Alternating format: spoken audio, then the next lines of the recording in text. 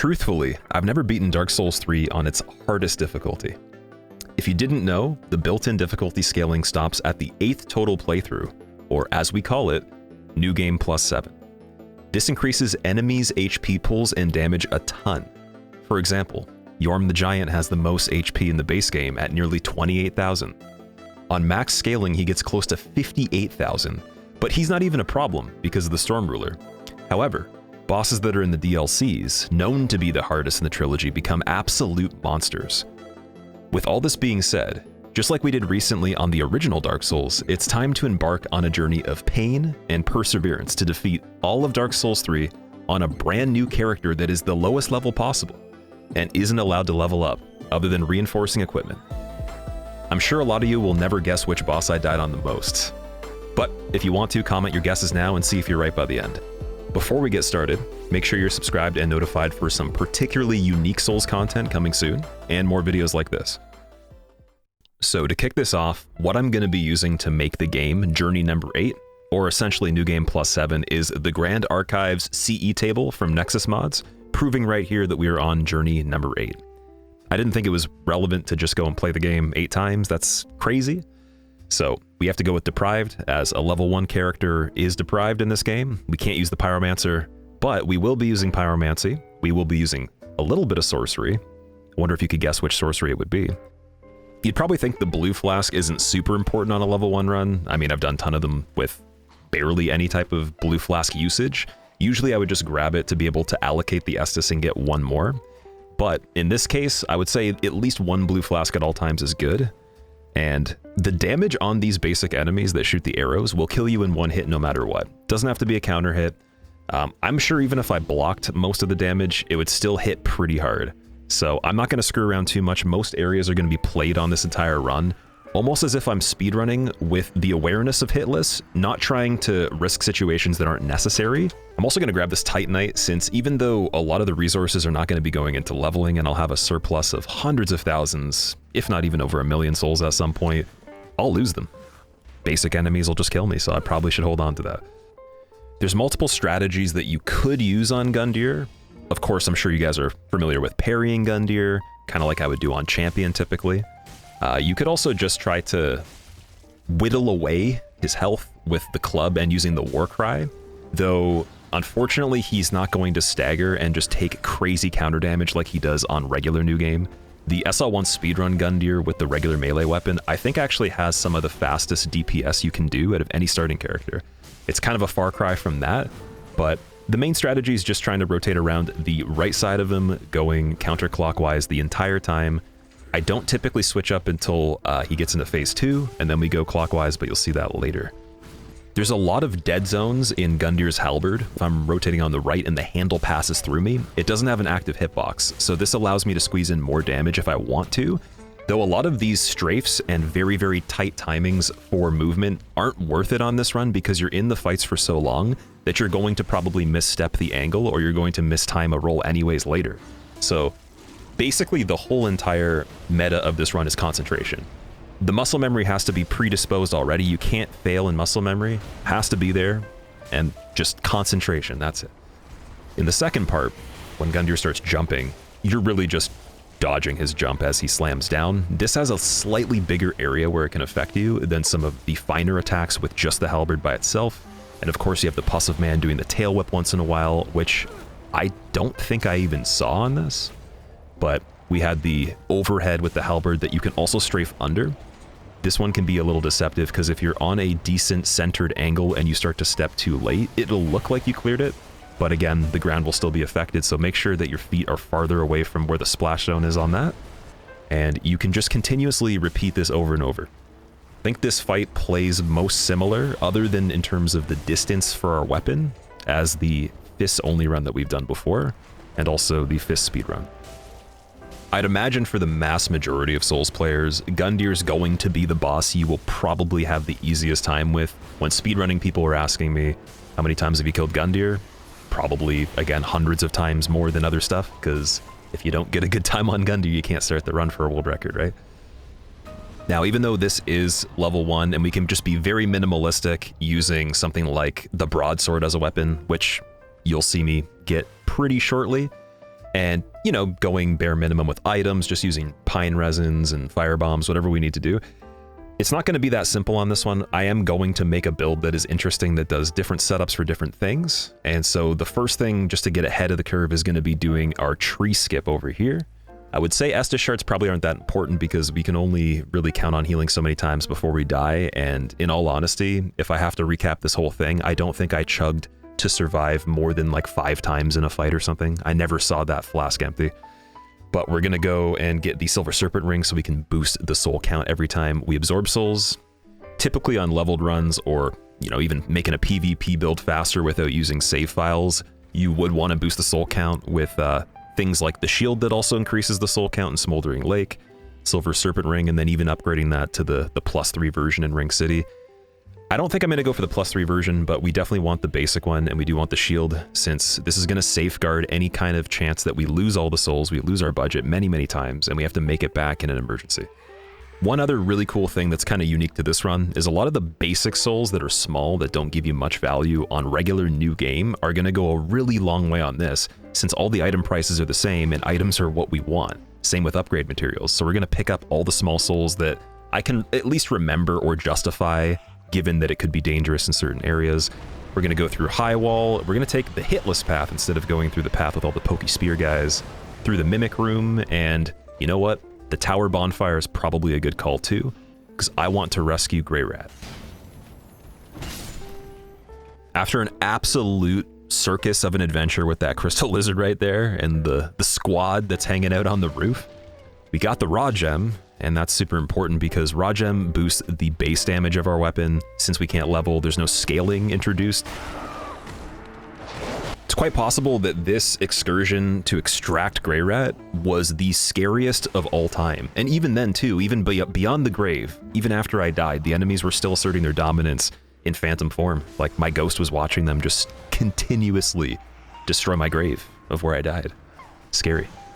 So Grey Rat's going to be pretty cool because he does have access to fire arrows. He has some other little trinkets that we want, as well as this ring that he just gave us, Blue Tearstone. Now, you could say, well, if an enemy's going to one-shot you, what's the point? It's just going to kill you even if you have the ring on. That is one way to look at it, but if we have some other supporting items like the shield ring, and then we have enough armor on as well, Blue Tearstone activates, and that will be the thing that'll let us live and take a 2-shot. So there is going to be a defense setup that we're going to be doing for running through areas mainly, and for the fights where Red Tearstone Ring or having the boosted damage at low health won't really matter. Following Grey Rat, we're going to go get the shortcut to Vordt. That's going to be good because Vort's going to kill me. There's no way I'm getting Vordt first try on this, I'm sorry.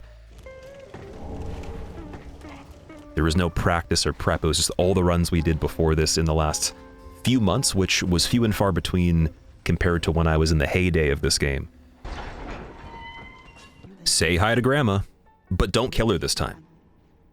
Just don't kill Grandma this time. We're not doing that.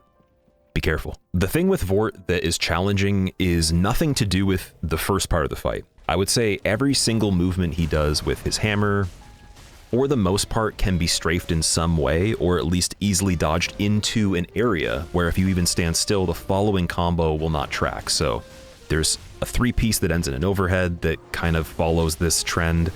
And there's some other things where even just the poke where he reaches out, if you're already strafing right, the tracking's not good enough to get you most of the time, and it's almost even easier the closer you are to him, which I would say typically is not always consistent. So there's this factor, and then once you get into phase 2, when you see him do the breath, you might not know this, but if you turn down particle effects on the PC settings itself, and just make sure the effect quality is the lowest graphics you possibly can, you have such an easier time. Because the frost effect emitting from his body actually masks a lot of the limb movements and different things. And when you're in phase 2 for this long, and you have to do it almost perfectly, or pretty much perfectly, we'll say frostbite's the only thing you can take without dying, you know, it kind of sucks, right? So make sure you have the particle effects on low.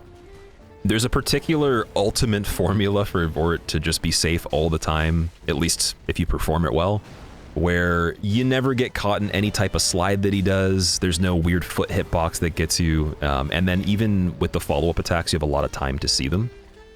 This requires you to be in front of him at about 5 feet just to see if he's going to do the alternate slide forward, where he kind of like winds up, slides towards you, and he can also continue that, turn around and do another one with the sparks.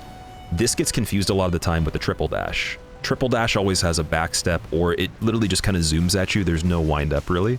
And this is also nice because then if you have the 50-50 and it's a mix-up where he does the triple dash and reinitiates it, then at least you're good. So you can read those differently, have enough room. If you're in his face the whole time, he'll just kill you as soon as he does it. On probably the first couple frames, you'll be dead, and then you'll see him do the thing. So make sure you're at least farther away. Also for frostbite, if you want to avoid that easily, I've always found that you can see this little cloud activating on his foot as he's ending. It's on the left foot. I try to pay attention to that, so I'll swing a few times back away from his body overall, and it doesn't matter where you are at the beginning of it as long as you're behind him. Then I go to that left foot, and then I finish off the damage once that cloud's fading, just so I know the total frostbite won't activate. This frostbite is pretty much the key to land most of your damage, so you're going to want to see him go back into the triple dash, then do the startup of the frost to get your combo in. You don't really need to technically do anything other than punish this animation itself, but the problem is though, you're losing time, so if you can focus that long, that's awesome.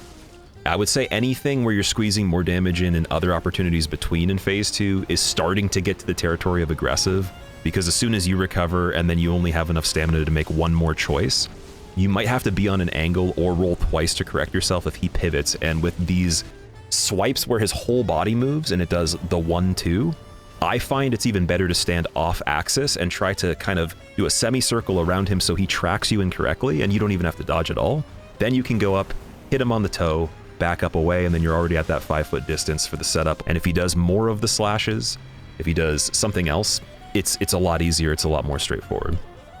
If you want to be really sneaky and grab this skull from the dog, but not have to worry too much about using any kind of magic like fall control, or, you know, using like a young white branch to turn into a statue, you can actually hold the weapon art stance and it'll make you go into an animation where you can only walk so slow that the footsteps don't actually make sound. Even where the lever is right here, I hung off to the left to let the dogs actually attack the enemies that they're made to interact with anyways. They will prioritize you if they see both you and them beside, so it's kind of weird where you might walk up, a dog's biting another enemy, and then his bite actually hits both of you at the same time because he just kind of swoops across. And we all know Miyazaki dogs in this particular game are the worst enemy in all of gaming history. We're gonna hit the guy in the doorway with a boom, roll into his body, stagger him. Other guy's gonna attack, boom, roll into him too if you need to. They can just be dummied over and over again because they have no poise. And we're gonna get the shield hanging from the rope right here, as well as the charcoal pine bundles. And as the thrall drops down right here, very carefully peeling around the corner to get Loretta's bone, because we can give that back to Grey Rat and progress his quest line as well. And why not? You know, he wants to know what Loretta's up to. I would say the Estus shard by this evangelist right here, even though it's probably not the best one to grab out of all of them.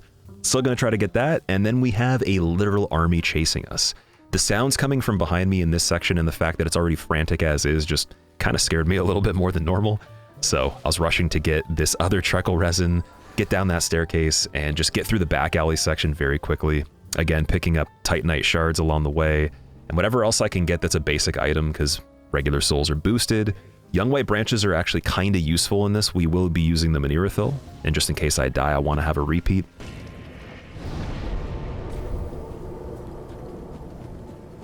Bone shards are also something that I do want, but you know, you only need a handful to be able to max out the amount of health that you can chug from one sip, even with the Prisoner's Chain that extends the total health for level 1. I would even imagine if you stacked Life Ring as well, this would still be pretty consistent that you don't need a maxed out flask to get the full health. But we're not going Life Ring, we will go Prisoner's Chain, and we won't even use Prisoner's Chain that often. So just for the basic health we have, especially unembered, that tiny bar only needs a little bit of strength. These ashes in the graveyard are going to be super key for getting alluring skulls. So of course you could go to Curse-Rotted Greatwood right away. Absolutely no chance that's happening. If somebody in this universe goes and does fresh start level 1, new game +7, Curse-Rotted Greatwood right away with nothing else done other than just the broadsword raw infused and all that, God bless, man. You are absolutely cracked. I'll give you $100, just go do it. Please. So of course we'll come back to Curse-Rotted Greatwood later, and what usually is a home base for Curse-Rotted Greatwood and other adventures around this area turns into another checkpoint for the Fire Clutch Ring and rescuing Cornyx. We're going to want some Pyromancy on this run. Fire Clutch Ring is going to boost the damage of anything fire that we do. There's going to be at least a couple that actually give us effects that help the character with melee as well. Now for the Doom Bridge. This bridge usually is fine, but again, you gotta wait it out. You know, I guess while we're waiting, we could just look at the character's toes. Yeah, they look relatively clean for running on ground that probably cut them up a ton, so I don't know what they're doing, but like, pfft, man, some durable ass feet, man. Okay, we're going down to the Doom Bridge, and then we're going to grab the Alluring Skulls in this back alley here. And if you think I'm going to be able to escape this back alley, you probably just, you shouldn't have bet on it. You shouldn't have bet your life savings, because now you're screwed. In the Sigward Tower, there is the Flynn's ring that you can go to get, and I know it's such a good ring for this run. I'm just gonna say right now, I didn't go and get it for a while. It was not on my mind. Though what I did do is, after grabbing the Ember over here and hitting the bonfire over where the Outrider Knight is, decided to try to kill the Outrider Knight early. And also, this could serve as an example of if you want to cheese the Outrider Knight with minimal risk, you can still attack him, you can still go back and forth, but he has this boundary that he kind of defaults at and then turns around. There's a few different distances that you can be at to see him pivot and turn around, and if he's deeper into the doorway, just be a little bit more careful because he'll probably be able to follow up with combos. But if you get him to be pulled all the way to the door, just repeat attacks like this with running, jumping, or anything that can do the most damage just in the range of where you hit his foot, and then you just backpedal and have enough stamina to get out of there. It looks really close, but this was super, super easy. And I got the Irithyll Sword just in case I wanted to use it. One thing that was really weird that hasn't happened in a long time is after Halfway Fortress Bonfire, trying to get the next one before Sage, the dog didn't even try to attack me after I went up the hill. It just disappeared. I was able to light the bonfire, look in the direction it was coming from, not even see a pixel of it, and sit down. That is literally just that. I think that it's possibly the end of the world, guys. I don't know. I've just crazy. So yeah, we're gonna get the Grasscrest Shield over here where the crab is. I decided to take a little bit of a detour also to get the Farron Coal, because Farron Coal is going to be useful in reinforcing the Sellsword Twin Blades. There's gonna be a lot of setups to use different weapons that we don't actually have the stats to do by stat boosting through gear, just allowing us to bridge the gap. And sadly, some of those weapons aren't as good as the broadsword, but they could be better than it in certain situations, which we'll see later. Sharp Gem seems to be better than Raw Gem on Sellswords when you use it, even though you have no dexterity scaling. It just gives such a big flat bonus to it at the beginning. And this is actually kind of akin to why I said it originally, Sellsword Twin Blades were never really a great weapon by themselves. It's when they changed the values of Sharp Gem and Heavy Gem, etc., where its scaling became crazy and it was the speedrun weapon and challenge run weapon at that point. So Dagger, Swamp, and the Fallen Knight set is the next thing to do. We're just going to try to make it through the circuit in reverse, going from the bonfire number 3 all the way back to 1 to open the door for Abyss Watchers. And the tree guy just freaking sucks, man. Yeah. Now to the front of the order of bonfires, number 1 into number 2. Usually I don't do that, but that's the only 2 left. And we just barely got across the mini bridge to touch down at the actual bonfire we need right before the door. So now the only thing left to do is really go and loot Farron Tower, get the ashes. I wanted to get the Crystal Lizard over there too, because Twinkling Titanite's going to be of interest as well. And why not touch down there and just go back to Firelink? Anyone that thinks the Stray Demon's a boss on top of the bridge probably got gym socks for Christmas as a child. Getting +3 on the broadsword after turning in our ashes is the next thing, and I guess we could allocate some Estus too, but basically we just want a little bit more damage for Abyss Watchers. I would say Abyss Watchers, because they can be backstabbed, is probably going to be easier than Gundyr and Vordt, surprisingly. And that's probably a hot take because a lot of you would say, Abyss Watchers killed me 5,000 times on my first playthrough, that's crazy. But honestly though, like, they just, once you have the backstabs down to a science, they basically fall into your hands the whole time. The only thing that looks scary is when you have the clone that is not Reggie, our red-eyed friend, and the main guy chasing you, and in that case you just want to make circles around the outside, obviously, But there's a lot of things that you can do to use them to your advantage as well by positioning the area you're in to at least separate them and have one at a time that you can fight. Usually when two of them are fighting Reggie as he's emerging, it means he emerged, they're both chasing you, and one didn't get the chance to turn around because he's too far away. Now you have a mix-up of they both could go for you, all three of them, including Reggie, could try to go for you, and then they get jumbled up in the corner and split up later. But my goal is mainly to get them to split up every single time when Reggie's active at the earliest point that I possibly can, and then that just makes the phase one a lot more simple. When it comes to the mechanics of the broadsword in punishing the backstabs, I found it's really easy to just do the heavy attack because it has a little bit of a delay. It allows you to obviously get them with a harder stagger and then follow up with a light attack to chain the combo. And then if you're on the right angle and they're facing away or even slightly sideways, they'll have to correct themselves by side rolling. And then this gives you 1 whole second to get stamina back and reposition.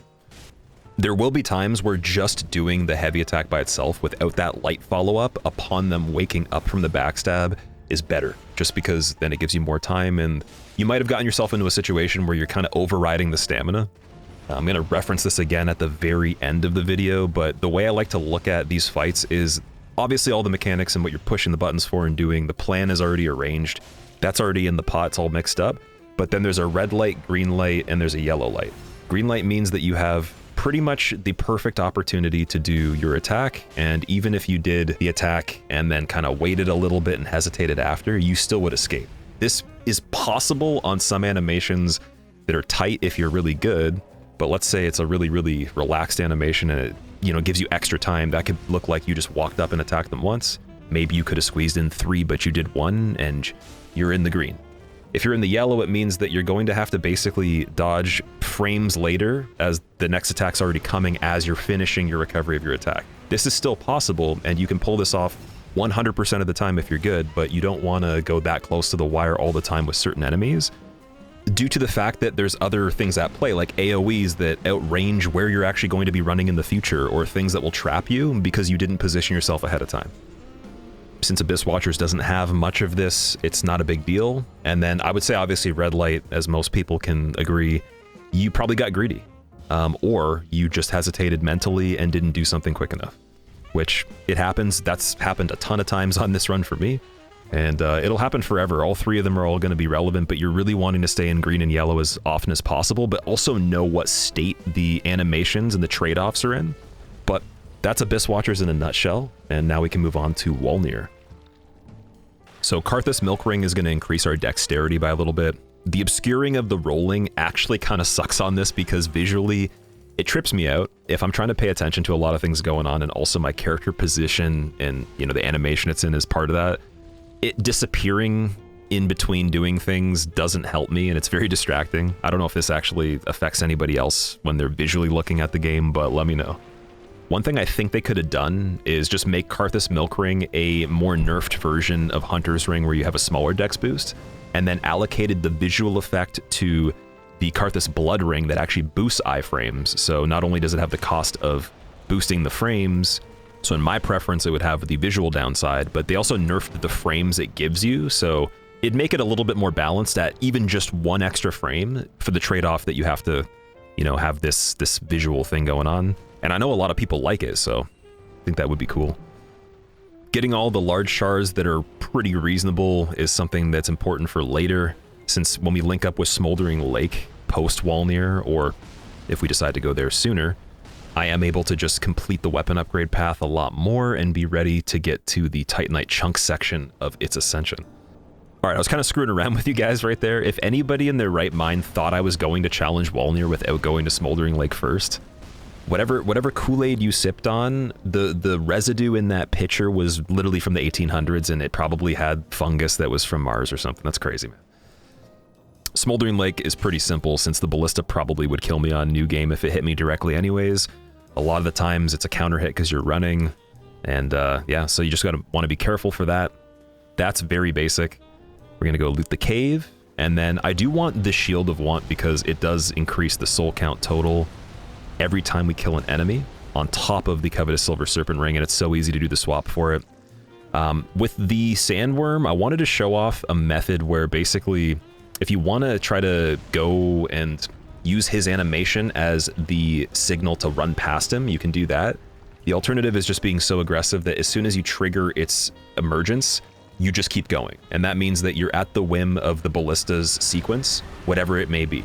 You can't control what its sequence is going to be in that case, but if you use the tree to block the ballista and set up the timing you want, you can kind of wait for the ballistas to sync up with whatever animation is safe from the worm, and then you don't have to worry about the lightning. So this is another way to do it and still grab the shield. I actually literally just did take a break and got some water during this part. We're just gonna sit on the little spot on the ground that's cracked right here, and that's my designated spot to let the worm die from the ballista. Nothing it gives us matters really. I mean, even the bone shard, again, at this point, we are gonna get so many, it's negligible, but I'll take the souls, and I'll take the notion that Solaire could very well be the sandworm, and we just killed him. Out of the whole trilogy, one thing that's really cool about level 1 on this is Cornyx actually gives you a buff that's unlimited as long as you have FP to use it, and it lasts a long time. And yeah, so Carthus Flame Arc is something that's 100% going to be used as often as we can. Obviously, some things are resistant to fire, in which we're not going to, but it just helps, and it's nice that I don't have to keep reusing it, because Charcoal Pine Bundles are the next strongest equivalent that we could be using, but the weak part of it is we'd have to keep using the animation, and that's more inputs, more thinking, more chances to slip up and not focus. Sadly, upgrading the Pyromancy Flame does not affect Carthus Flame Arc. Since Wolnir is a gimmick fight, and I think mechanically very, very simple, the easiest boss in the game in my opinion, it's not really the fight that's the issue, it's just how durable his bangles will be, or what do you even call those things? Freaking eBay bracelets. Basically, we want to have as much DPS as we can on Wolnir, because if he summons a single skeleton, we're just going to die. It would just be purely luck at that point. Because of that, I think the next smartest fight we could go and do would be Dancer, as Dancer, even though we don't have a lot of upgrades for, is kind of sketchy. I practiced the shit out of Dancer way back, and Dancer's just dialed to a level where you'd even notice on certain camera angles, even if I can't see anything with the pillars and everything, I can just feel it, and I could hear it as well. That doesn't always track and it doesn't always work, but I'm very comfortable even in like the actual corners and stuck on the pews. There's nothing environmentally that bothers me. The thing with Dancer that's scary is getting farther away from her. So obviously we're going to stay very close the whole time.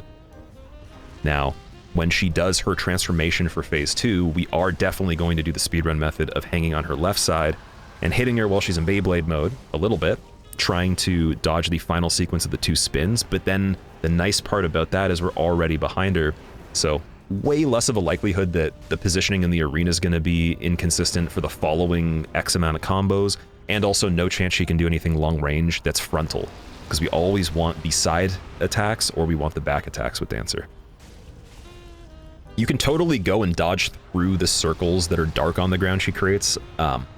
With that AoE, I don't want to do that on this, because again, the fight's going to be so long with how low damage we're doing. It's not worth resetting just because I decided to try to iframe a second circle. It's only really worth it on quicker fights. When it comes to anything she does with the weapon in terms of AoEs, there's the little circle she can slice in the ground. Those are perfectly fine to strafe, and I'd actually recommend trying to get some damage on top of the recovery of it to really get the momentum. And with that being said, I think that's basically the whole package for Dancer. Not a fight that stressed me out too much on this, but it was a little bit of a longer one. It's very true that Dancer didn't stress me out, but Dragon Barracks? Dragon Barracks is, that's DLC. That should be DLC 3, man. Dragon Barracks alone. Dragon Slayer Armor ×2, I'll take that. Give me 2 Dragon Slayer Armors as the normal fight, and then make Dragon Barracks just a little bit nicer, please. The lizards are super strong because they have HP, they get scaled up.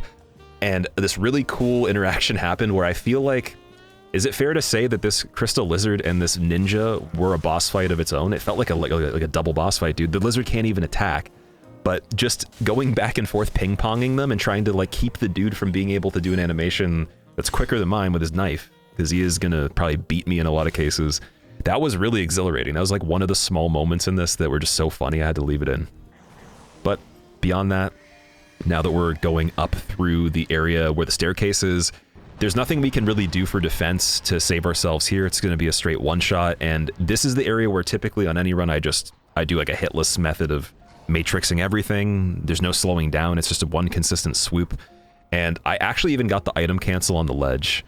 If anybody here is watching and you're new, you don't know what an item cancel is, it's basically where your feet leave the ledge for frames, but you still get the prompt while lingering in the air of the item and can grab it without actually stopping. The Knight's Ring is going to be super important because boosting that strength will allow us to have access to doing the 2-hand requirement, even if we can't meet the 1-hand for weapons that have 10 dex. In the courtyard, the items we want are the red tier stone predominantly because that's going to be boosting our damage for a ridiculous amount of the fights. Dragonslayer armor is another fight where when I was doing hitless any percent to try to get the first ever run of hitless Dark Souls 3, I'd practice him and Cinder for 30 minutes every single night before bed, pretty much for a month and a half straight. And so the practice on him pulled ahead of every other boss other than Cinder. And Dragonslayer armor, I just know what he's thinking. I know what he ate 5 years ago on a Tuesday. I was there when his child played the first baseball game, even though he didn't know. And yeah, like I basically became him so that we could beat him. But I'm not going to challenge him yet, just because I think it would take way too long, and I'd rather start to min-max the character as much as I can at this point, since we're starting to get to the area where more items are coming along. Though we can't use the chunks, we still have upgrades with large shards, and we can do enough damage to Wolnir to get a fight that is fairly normal. There's a couple more interactions I had to do on each bracelet, and he actually did still summon skeletons, but it was at the final moment, right when I won.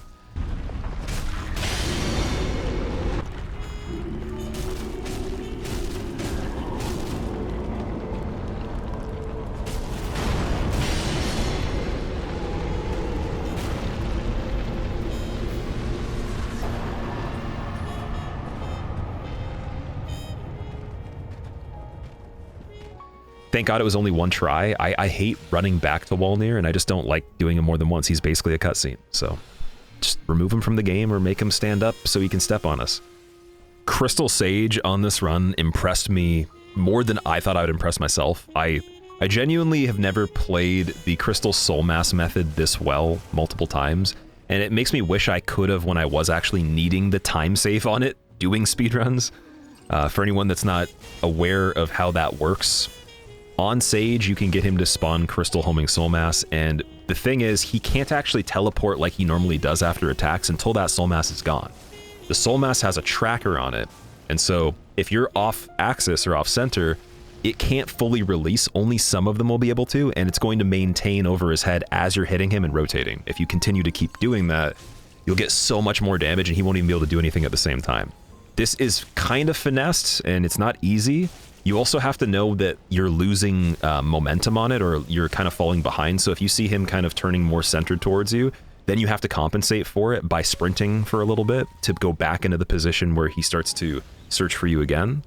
And you'll see one other actual example of this on Demon Prince. When the phase 2 starts up, you can do the exact same thing. That's actually just a regular animation he'll do where he looks for you, but you need the Soul Mass on Sage to be able to achieve this. And it's amazing that I was able to do it on phase 1 and 2. I loved this fight, it was fun. My original method was going to be parrying, but even parrying, though I'm not that bad at it for Sage, Sage is probably one of the hardest enemies to parry that you normally would in a run.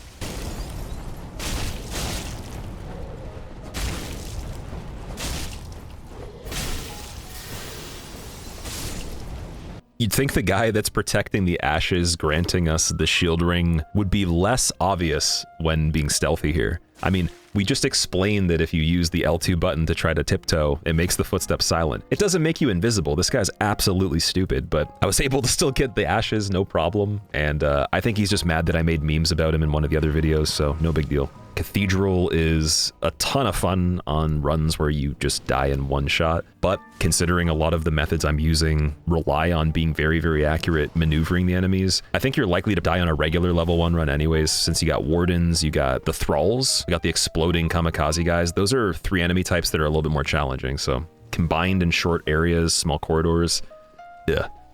Ultimately, running through Cathedral consists of going on this roof section through the down-sloping beam, getting off about halfway, or whenever you feel comfortable dodging the first arrow. You can do this a few different ways, where you dodge the first shot that comes towards you, minding the other 2 as they cross behind you, or you could just go down right away and then try to predict all 3 shots that are staggered from the crossbow guys. I like to jump off of that roof section and then do another jump off the mini roof that's in between. And I try to go right onto that staircase where the guy with the halberd's near.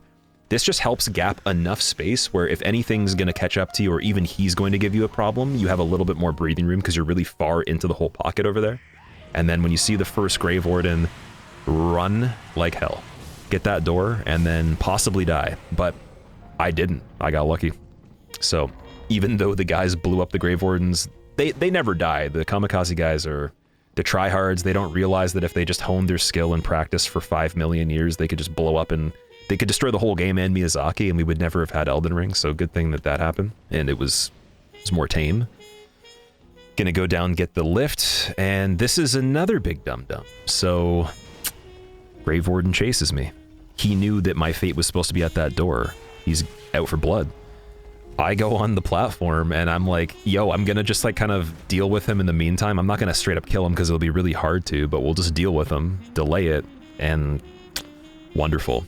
Nothing feels better than getting to the final shortcut you need to, just to die at the actual prompt for it, and then go all the way back. With the lift down, of course.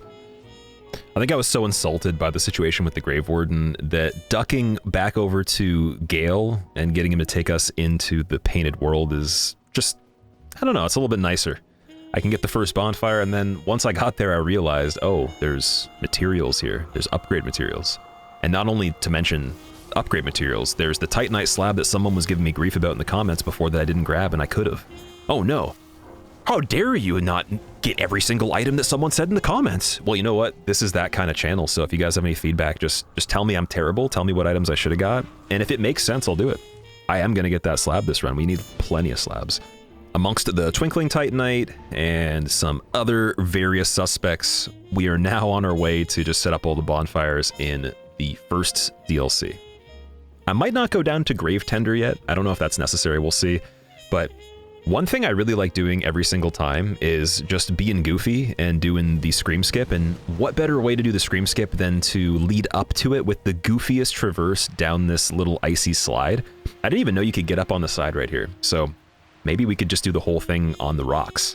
That'd be amazing.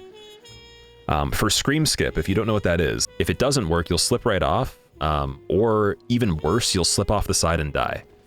There is a risk of obviously falling to the right off that cliff, but as long as you're lining up pretty decently like this, that only happens once you run too long and you're already in the right animation. So that's how you know you're onto something. Just don't hold that little sprint on the rock too long. Jump after a few footsteps and you'll go over the rock slightly to the right of where you actually jumped onto, and you're at the top. So this is something that is my favorite skip in any of the games. It's just so nice. It's simple. It actually is not hard to do, in my opinion, if you've learned it. But it's a ritual, so we're gonna always keep that for Dark Souls 3 from now on. Unless, of course, I'm doing something like a marathon where there's, you know, a lot of risk going on or whatever. And yeah, so Wilhelm's weapon on this run is something that I'm very interested in. If you get every single stat boosting ring there is, it gives you just enough to be able to wield it. The only issue is obviously you can't use rings to increase damage or, you know, anything else like stamina, etc. Though his weapon does decent damage. The Onyx Blade particularly is cool because it has Dark. Dark is really good against certain things, so even though it's not going to be amazing for the moveset, it's going to be a little heavier, those ring slots are taken up, I still will make use of it, I promise you that. It's going to be awesome. Wilhelm, however, is going to be made use of by gravity. So, see ya. After touching down beside Friede, the most important thing now is making sure the broadsword's almost fully upgraded. Of course, we could get the DLC slab right now, but again, we have some other things missing that I'm going to want to do it. So I'm going to hold off on that and just at least get +9. This is the spot where ultimately you need to drop down and use the dagger for one of the most treacherous journeys that the dagger is going to give us. There's going to be a situation where the mud from the giant that he flings out of the water from behind will kill you off screen, and you won't be able to hear much sound if you're looking forward, so you want to 180 the camera on that and look at him the whole time, and you're going to use the iframes you get from the dagger dash to try to frame through it. This is only possible if you have the FP bar still high enough where you have blue in the bar, so make sure you have some blue left. Use the dagger dash. If you're spamming it, sometimes the mud will just go through you, but I try to make sure I'm kind of consistently timing it as if I'm dodging. Deacon shouldn't be too bad. It's just going to require us to make sure that each skull that we use counts. I don't want to run out of them, and if I run out of all 10 and then we don't have the excess from patches to buy unlimited, that's sketchy, man. Distant Manor is when he activates the whole tower sequence and locks you, and then you have to escape. So really every single skull we can get in the entire game at this point is going to be super important, just in case Deacons is a nightmare. There is a couple different ways you could go about this when picking your basic targets to set up the Pope emerging in the Deacons fight. You can go for a focused effort of hitting one guy, obviously. You could kind of just be a little bit more fluid with it and hit the general area of wherever they are. And if you don't see a very good opportunity where you wouldn't get traded with, then you already have some of the other Deacons' health lowered so that when they become the target later, it's less hits to kill them. I think this method on higher NGs is good, but you don't want to necessarily keep killing them in general, because then they'll respawn in different positions, you'll have fireballs off screen, or just not be able to wrangle the whole group evenly. And so keeping a lot of the larger ones at lower health, just in case they become a VIP target, does usually work. I thought, though, on this, no chance of even going for the big ones, they're tanky. Let's just go for the small ones and keep them chipped away a little bit if we can, and just kind of play a combination of both methods I just mentioned. Probably doesn't need to be said, but again, for anyone that doesn't know this, the protocol is always going to the back of the altar before the Pope spawns, lining up with the pillars, making sure everybody is in orderly fashion behind the altar, kind of like we were wrangling them in front of it. And then once we get that final target, we want a clear break where we have almost full stamina to run to the corner, just enough time to buff right before the Deacon is fully activated, and then as he's starting to move, we're already in the animation of throwing a skull, or just about to. This gives us enough time to not have a fireball come stray and interrupt us, but also the Deacons behind us that are going to be funneling around the altar from the back won't catch up in time. That doesn't even matter once the skulls start happening, because as they walk up to the general area, they'll sense them, but we want a little bit of lead time still, because as you can see, the damage when throwing skulls, it's not great. It's good enough to do it, but it gets sketchy.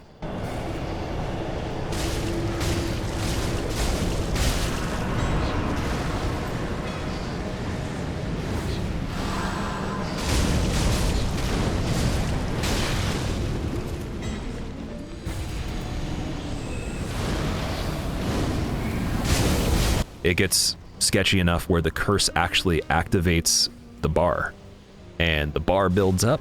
Dude, I'm so glad that it didn't fully build up. If I got cursed on Deacons on this run, I would have actually been so pissed off. This run actually did piss me off quite a bit, in a good way. It made me want to get even, but Deacons isn't a fight that you just get even on. It's not that fun, so just get it over with, you know? No curse. Pontiff is fine. I don't have any reservations about Pontiff, though the Pontiff beasts, however, kind of sketchy. And I do want to get him. I'm not even going to waste my time trying to fight him on the bridge right now. I'm not confident that even if we staggered him, the combo of damage from the critical and just getting him to get knocked over is enough. So if you didn't know, in the lower area, each time you do damage to him, unlike where the bridge is, his health actually stays progressed. So you can chip him away, he'll disappear, he'll reset, but his health bar doesn't go back up.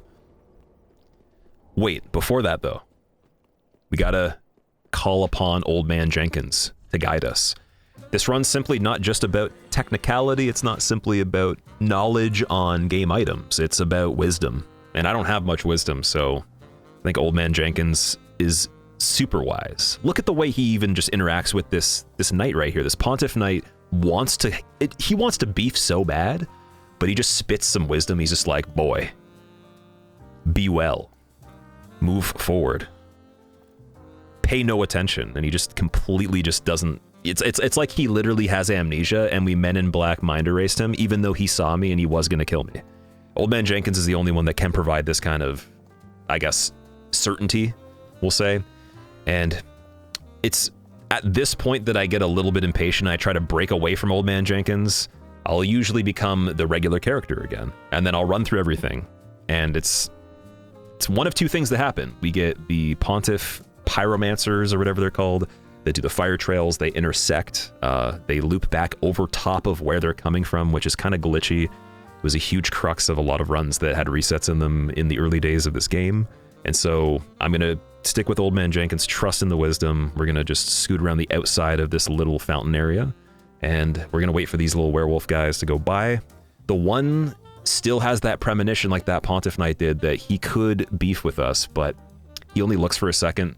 He sees the just ridiculous amount of just presence that Old Man Jenkins has in his years that have eclipsed the entire conflict of this game, and he turns away.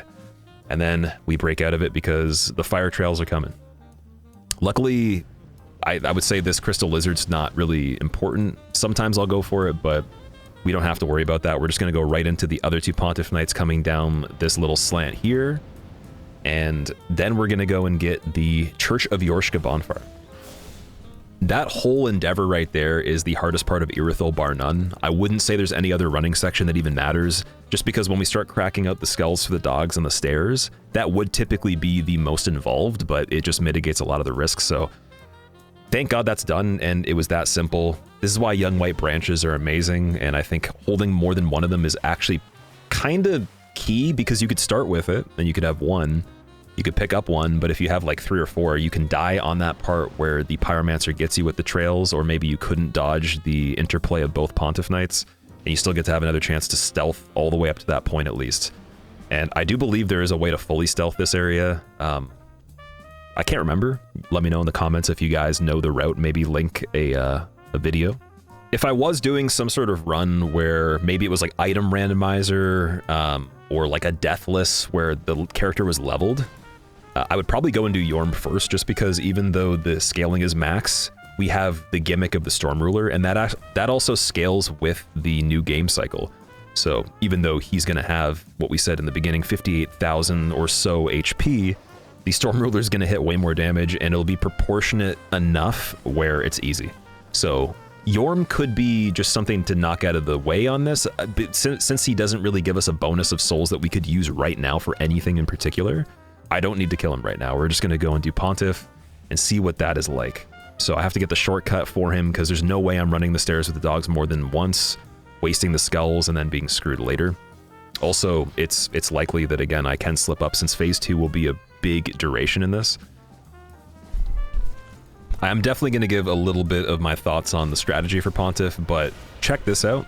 First attempt happens, we're doing everything as normal. I'm just going to cut right to the point where we get the phase 2 transition. And what happened here, it's kind of hard to explain. I had to watch it a few times even just to kind of see, but he somehow did, at a distance that's not normal, a thrust attack through the Phantom, but kind of queued up something with the Phantom that did not mimic as they usually do. And so there was no way in my mind I thought their thrust could just come out of nowhere from that far away and get me.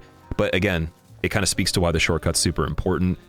Now that we've been memed, I can kind of relax and just tell you what's supposed to happen. You go in, obviously, with the opening parry, very important. And then from there, you can get a mix-up. So obviously, you could get that thrust attack with a swipe following up. But if you're standing just in front of him, a lot of time he'll also swoop around. And that attack with the fire sword is also parryable. You cannot parry any attacks from the other blade. You just want to parry the main sword. On the wake up right before he gives you the 50-50, if you do a slightly earlier attack animation as he's almost standing up, his iframes will go away from being on the ground and he'll have a hitbox again, and you'll be getting him just as he's able to be hit. And then with that second swing, he'll be dashing to the side in the movement. Because crits do more, we always want to see on a transition if we can get a crit into the transition or some sort of big combo. And this is still consistent with other bosses too. Basically, as he's splitting, you have about 2 to 3 attacks max before you're in the danger zone, because again, with the yellow light on Pontiff in this situation, all your yellow lights are impossible. There's no such thing as yellow light. It's literally just green and red. And green means that you've parried his real half and that you get a crit, so you have invulnerability while the other half is attacking you. So it's just going through your body. Or something else that I'm not aware of that might also be a method you could use. Maybe you could do a bow strat, because there is the composite bow that we've already acquired at this point, actually. And you could be using that on this a little bit, but it's not great damage. So my main method's parries for phase 2. Whatever yours is, you got to find out your own green light, but you don't really have a lot of clearance and time, because even if your timing is perfect, your stamina is not going to be enough to actually get out of the area all the time. And there's one mix-up that's really tricky that I've talked about before many times, is the double explosion, where if that AoE explosion with the fire happens at any point, there are guaranteed traps that happen that you're already dead probably 5 seconds in the future, and it's really hard to know because you don't know if the Phantom's going to queue it. And if it does, okay, well, it happened first. If it, you know, maybe is happening as you're getting away from it, you know the other Pontiff's probably going to go for it and you're fine. So any kind of like weird mismatch with timing on this might trap you in one or the other. There's 2 particular attacks that we want to parry in phase 2. So when he does the dash towards you with the overhead swing, that's perfect. That's actually a really easy one to spot. There's an airborne attack that also is with his main sword too, but there's also the plunge with the smaller sword. It kind of looks like a dagger going into the ground, so I always imagine look for the smaller sword pointing down to know that the startup's not actually the one you can parry where he's airborne, and you'll be good with that. Old Man Jenkins told me he wanted to be featured a second time in running to Aldrich, but you know what? Doing it normally is way better. Just gonna run through, and I want to kind of explain how that works.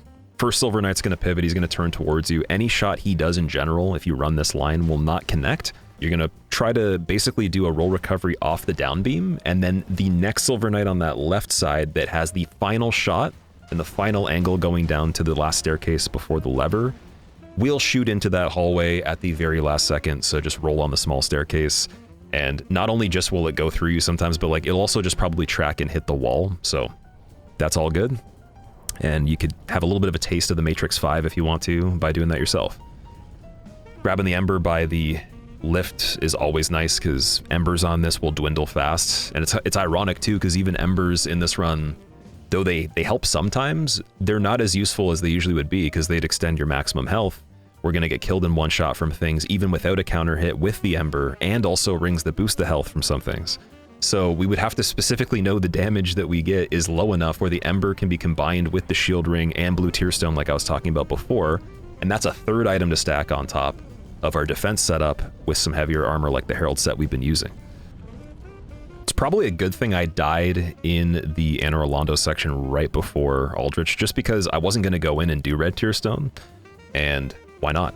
He's not a super hard fight, it'll make it a little bit easier, and there's no chance I'm going to try to defend against anything on him, like again, anything he does, other than the flames already on the ground that he creates moving around in phase 2, it's just going to be death, so I think I could manage those little flames. And actually, ironically, once again, even though I didn't want a fancy finish or a spicy fight, just watch the timing and some of the proximity of those flames.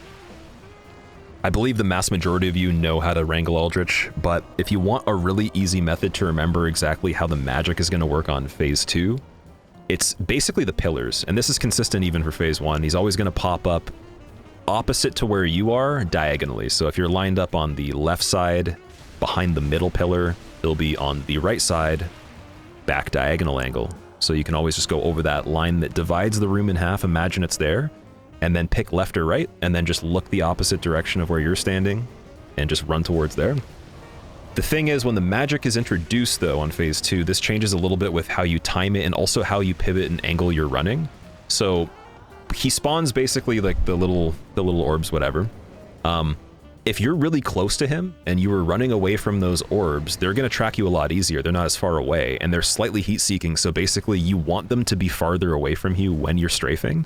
If they're close, you'll have to possibly do a semicircle and then roll on the spot to make them hit the ground directly down, and then still try to get to them. And at this point, this is where you have an issue with the arrows on phase 2. Arrows on phase 2 is game over. I don't believe there's any way to skill the arrows, basically. Like, you could argue that you know someone good enough that does it every single time. Someone could even, again, post something where 20 times out of 20, they get the arrows and they do them on purpose on this run and don't get nicked once. With every single thing we have here, I would be so impressed, but it just sucks though. Typically you want to avoid that. And the way to do it is arriving at him when he spawns behind his little pillar that he pops up from. And basically touching that pillar is my reference. You could touch his body if you want to and get even closer. That means you were super fast.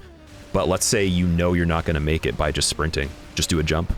Jumping is something in this game that basically gets used almost nowhere for environmental causes, but I find that when you're playing challenges or doing anything else that allows you to waste time that's not a speedrun, the jump travels a farther distance than you can justify, and you only need 1 pixel of stamina to do it, whereas for running the same distance, you would need a lot more. So it's actually more efficient to close off a gap at the last second if you can.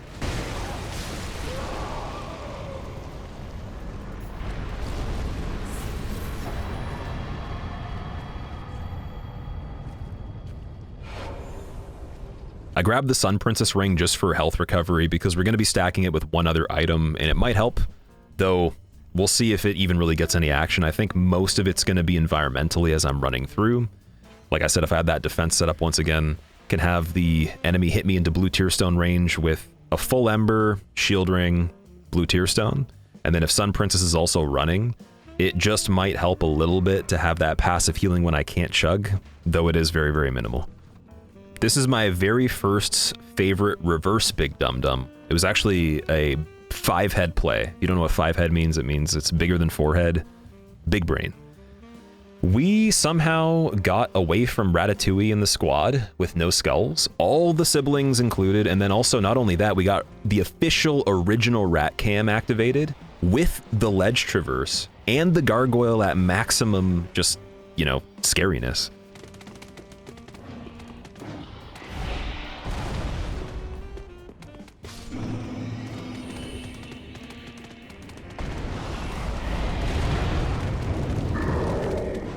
And look how close it was, but we still did it first try. That was amazing. Is it sad to say that moments like that were basically what kept me playing this challenge when it just got so stupid hard? Because like there were some parts where, again, when I say guess what boss killed me the most, it's just not fun doing that thing, knowing you can do it, but knowing what it takes and what the gap is between, and how it's likely to be a lot of RNG, randomness, and just so much variation that you're just like, dude, I just want to escape the rat while it's chasing me, and that's the game. That's fun. For Yhorm, one thing that was kind of cool is I got an early headshot on him. Always nice. And to add, he went onto his throne staircase, and it didn't just eat the input. So sometimes when you're fighting Yhorm, certain environmental things will cancel your attack. It'll hit him. It just won't do anything. So you'll almost feel like you were cheated. Basically, it's like someone just said, that attack worked. You were accurate, you timed it right, but no damage was calculated, he doesn't get staggered, and you're dead because you have to recover from that, and Yhorm basically consists of you needing to down him with Stormruler's special effect. It's unfortunate. Pillars, the little mini steps right outside the fog gate, and also, again, the throne staircase and the throne itself are the biggest areas where this can happen. There is a little bit of like a know-how of when to attack him and when not to, beyond just like regular engagements of just him being in a state that's open. I just went kind of greedy, and it worked, and it looked cool. Very, very easy Yhorm, nothing really to explain at all. I mean, if he does the Superman punch, run through his legs. If he does anything where he's spamming and then doing the downward hatchet slam or like butcher chop thing, again, just strafe it and then already get an attack lined up while he's slamming so you can be even more efficient. And then if you get a headshot out of that, you get 2 hits for free before he can attack again, even if he does Superman jump. And if you want to be an OG gangster, basically hit him out of the air when he does the Superman jump with an attack, and yeah, can't get better than that. Since we're now at the point where everything left is just really hard or really easy, which on New Game +7 is also really hard, I am gonna get that final upgrade on the broadsword, just get that +10. So gonna go back to the painted world, go down to where the Grave Tender bonfire is, and then start the mission to get that slab. A side mission I am embarking on during all this as well is slowly progressing the upgrade level of the Sellsword Twin Blades, because I do want to use those quite a bit. Maybe not as much as the broadsword overall, but that's going to be the second most used item in this run. And of course we have the rings to boost the dexterity, so we can actually use it. As we were talking about earlier, Dragon Slayer armor. Something that has been practiced to a point where it's oxygen, man. It's just, yeah. Like, I became the pixels in the ground, in the air, in the fire of the pilgrim butterflies themselves, and the soul inside the suit, while simultaneously battling myself as him times infinity.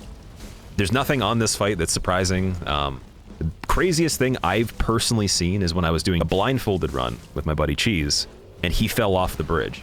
And people had told me he can do that, but typically in this game, enemies have collision boundaries and you don't, so you can actually fall off ledges, but they don't as easily, especially in boss fight arenas. Take Gundyr, for example. Champion Gundyr, regular Gundyr, you don't see him jump off the edge. Dragonslayer Armor's bridge has boundaries that are not only just collision-based, but it actually has physical guardrails. And yes, they can break over time. And after enough of it had broke, he somehow fell off the bridge, and we lost our minds. I'd love to find the clip from that actual stream, so I have to go and see if the VOD's still active, but regardless, it was awesome. Nothing like that's going to happen on this, and I wish I could just dunk him and do it every single time, even if it was kind of hard, like we did on Throne Watcher for our DS2 backwards run. But we're just going to fight him with pure skill, just a lot of strafes.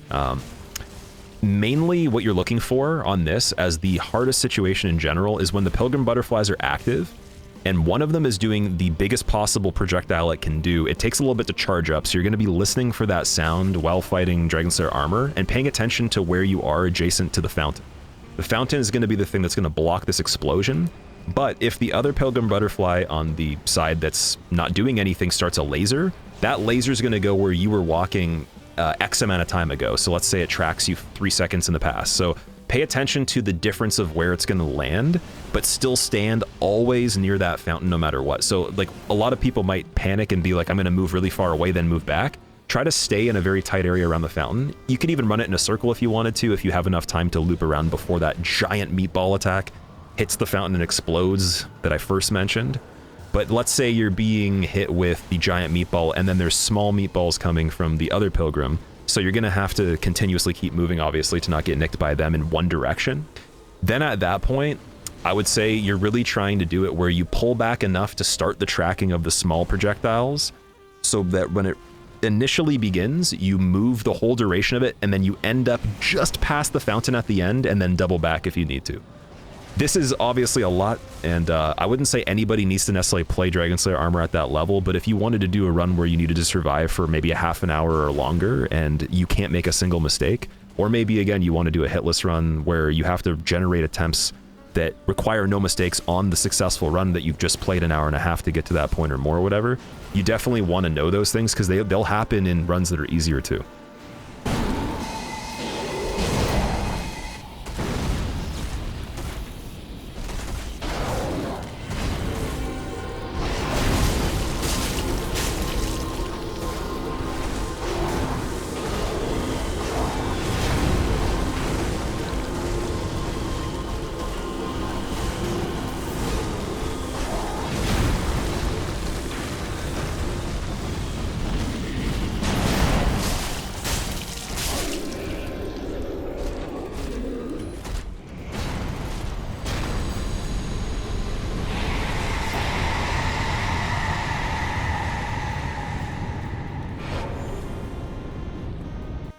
Now, I'm literally not sure how many more reverse big dum-dums there were in this run, because again, this was the high chance that I would have gotten screwed and got the karma that I deserve for not stocking skulls and using them against the 3 nerds in Archives. The classic trio that will get you with various things like soul spears, throwables, and the giant overhead attack from the axe guy that seems to always just close the gap where the opening of the next room is. Luckily, somehow after going through all those, I didn't even have to worry about using skulls. I got to the lift, sent it down, as the mid shortcut is probably important on this. Normally I would just go through the whole thing and get the final shortcut. We're going to be double backing to where the Hunter's Ring is in the upper section, over where the Wing Knights chill, and those 3 nerds will hang out right around the archway, exiting where the Wing Knights are, and get you. We don't want them to be blocking the ultimate staircase to get up to Princes. That's just ridiculous. So with that little shortcut down, bonfire hit, and all the way back up those stairs, it's a pretty simple traverse to get to the next Titanite slab under the Prince's lift. That'll be nice to have if we want to get another weapon fully maxed out, though again it's not necessary. Why not?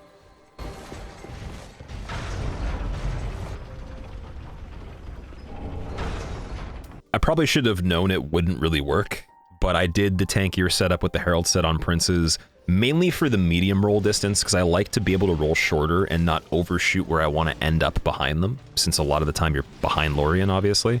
And the way I like to play them, again, if you haven't seen this, is just making them miss a lot of the attacks. Anytime they do a swing that can go over your head, I'm going to capitalize on it, and I'm going to reposition to set up for another one if I can back-to-back with that, and continuously make that the work in progress for the phase 1. Anything that has to hit me, obviously I'm going to dodge, but it's going to be very minimal. So medium distance helps not overshoot and then go into a level where they're going to track me on another angle, and it screws up that whole flow of me dealing damage and keeping them from teleporting. Teleporting's fine, but again, if I get a quick drop attack, the quickest attack they can do, very bad at reacting to that visually and reading it. I think a lot of people would say that's the hardest attack to dodge on them anyways. And, you know, even in Phase 2, when Lorian and Lothric are active, and Lothric starts doing missiles and then reactivating the Phase 2 transition particles, you don't want to have all that magic being thrown at you if you don't have to. And so you can cut down on the amount of times that that happens overall by doing this exact same method Phase 2. The alternatives would be just using the Fog Gate to cheese them the whole time, but I actually want to do the fight very aggressive and in a traditional way. So I'm going to face everything head on. The only thing that I'm allowing myself to do on this differently is the hitless method that I made originally of trying to use the Fog Gate to separate the magic of the Phase 2 transition and then have them approach me one-on-one after.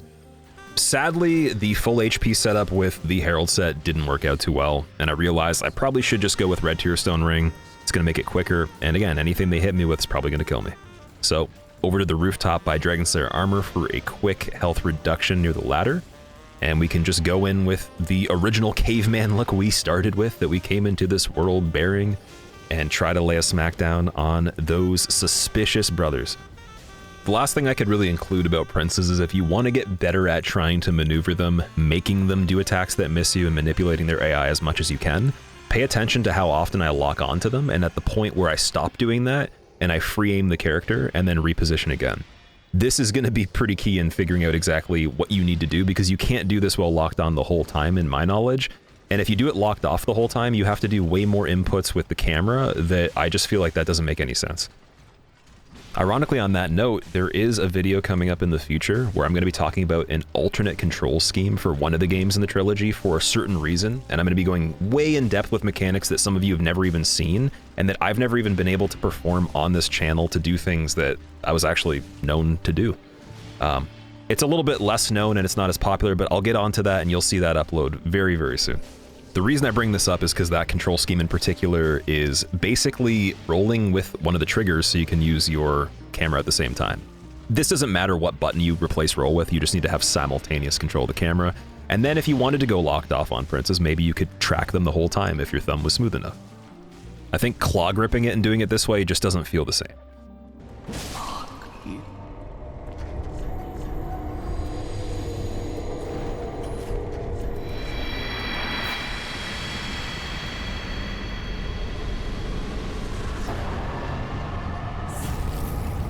Now it's time for what I thought would actually be the contender of the boss that killed me the most in this run. What do you think it is? Curse Rotted Greatwood. One of the easiest fights in the game. Isn't that funny? And not only that too, we've done runs in recent time and over the years where I have played it at length with more challenge than normal. I mean, remember when, well, maybe some of you don't remember this. I had a stream with Vswed where the randomizer seed we started out with had Curse Rotted Greatwood with no scaling as Gundyr, and we had to be in the arena, all three of us in seamless co-op, with our buddy Tom as well, just fighting forever. I thought some of that knowledge might stick, but yeah. We're just going to focus on the first problem here, though. We're going to get to that after. The workers in the area, when you try to clear them out, are going to respawn periodically, so you have a little bit of a timer. I do have the composite bow that I could use to get their attention, and I could also just pick them off and kill them with that straight up, but the goal is mainly just bring them to me, use the sword to make quicker work of them, and at least clear out enough where even if there is some left that are on the initial round of them, they don't make it to the tree before I transition the fight into the lower area of the arena. It's even okay if they still exist if you're really good, because what you could do is direct your swings by changing the direction as you're starting it, to glance across where you want to hit the balluses on the tree that you need to pop, and then the end of the swing will still hit an enemy, interrupting them, but you have to kind of prioritize this as the enemy goes first. So you're not thinking of what the tree's doing at all, you're literally just looking at the enemy's attack, knowing you're standing beside the thing, swinging and then trying to interrupt them. But if the tree does an arm attack next, you really have to be aware that he's starting to rotate, and this is where greed got me so much. Even though I know all these things, even though I could have probably done it first try, and it would have been really hard to do first try still. Yeah, just the greed got me on this quite a bit. Tried some different setups. I mean, I even went back as a dragon one time, and we did grab the dragon torso stone just in case. Yeah, damage on this wasn't really a big problem, because even if you change it as much as possible, there's not a big discrepancy between low and high damage on this with this setup. Broadsword unbuffed is still pretty damn good, but you're going to have a situation where you pop the middle section, you pop the hand, you pop the ankle if you can manage all three of those before he falls down, but you're still going to have to pop the middle section, do a lot of damage to the hand, or somehow get a combination of that with other boluses to mitigate how much hand damage you need. Hand damage sucks. I hate going and attacking the hand because it actually is kind of hard. It's a little bit of a weirder type of, I don't even know, set of animations, attacks, and when it slams on the ground, it almost looks like it's going to rest. It doesn't seem obvious, so I guess it's safe to say the hand still trips me out, but I had the more rare attack where he stands up and walks for a second, then falls over, and then does the whole roly-poly and lands on his back. Got some extra boluses that we normally would never even be able to see because he'd already be dead on a normal run. And it was quite a fight. I did enjoy winning. I got some adrenaline from it, even though I thought I wouldn't. That's kind of something to say these days. Curse-Rotted Greatwood getting people hyped up, can you imagine? I think it goes along the lines of what I said on the Dark Souls 1 version of this, where the easiest bosses become so hard that it actually kind of makes sense of why they exist in the first place. It gives them a purpose. Like Moonlight Butterfly was hard in DS1. Just like that, this is also way trickier. To give you guys one more hint, the boss that did kill me the most also is subject to this change of damage and health, where normally it's not too bad. It's still pretty hard for some people, and I think on a first playthrough it will kill you. You won't just get it easily.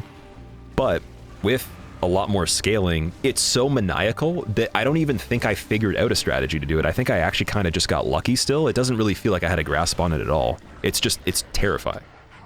It wasn't until I finally made it to Oceiros that I thought it was a good idea to finally get Flynn's Ring, because, like I said earlier, we just passed by it when we were on the lift with Sigurd. So Flynn's Ring is going to boost the damage at lower equip load. Obviously, it's not going to work that well with the way I fought Oceiros the first time with the Herald set, but again, if I'm using Red Tearstone Ring, I gotta already have the one-shot mode enabled indefinitely. There is no defense setup that could save me, so I'm going to have almost nothing on, and that's going to give me the full benefit of the Flynn's Ring on top of other stuff like Pontiff's right eye. Oh, and what do you know? There's the Pontiff Beast right there, just on time. And it is cool that we can continuously progress his health bar and reset him without having to worry at all.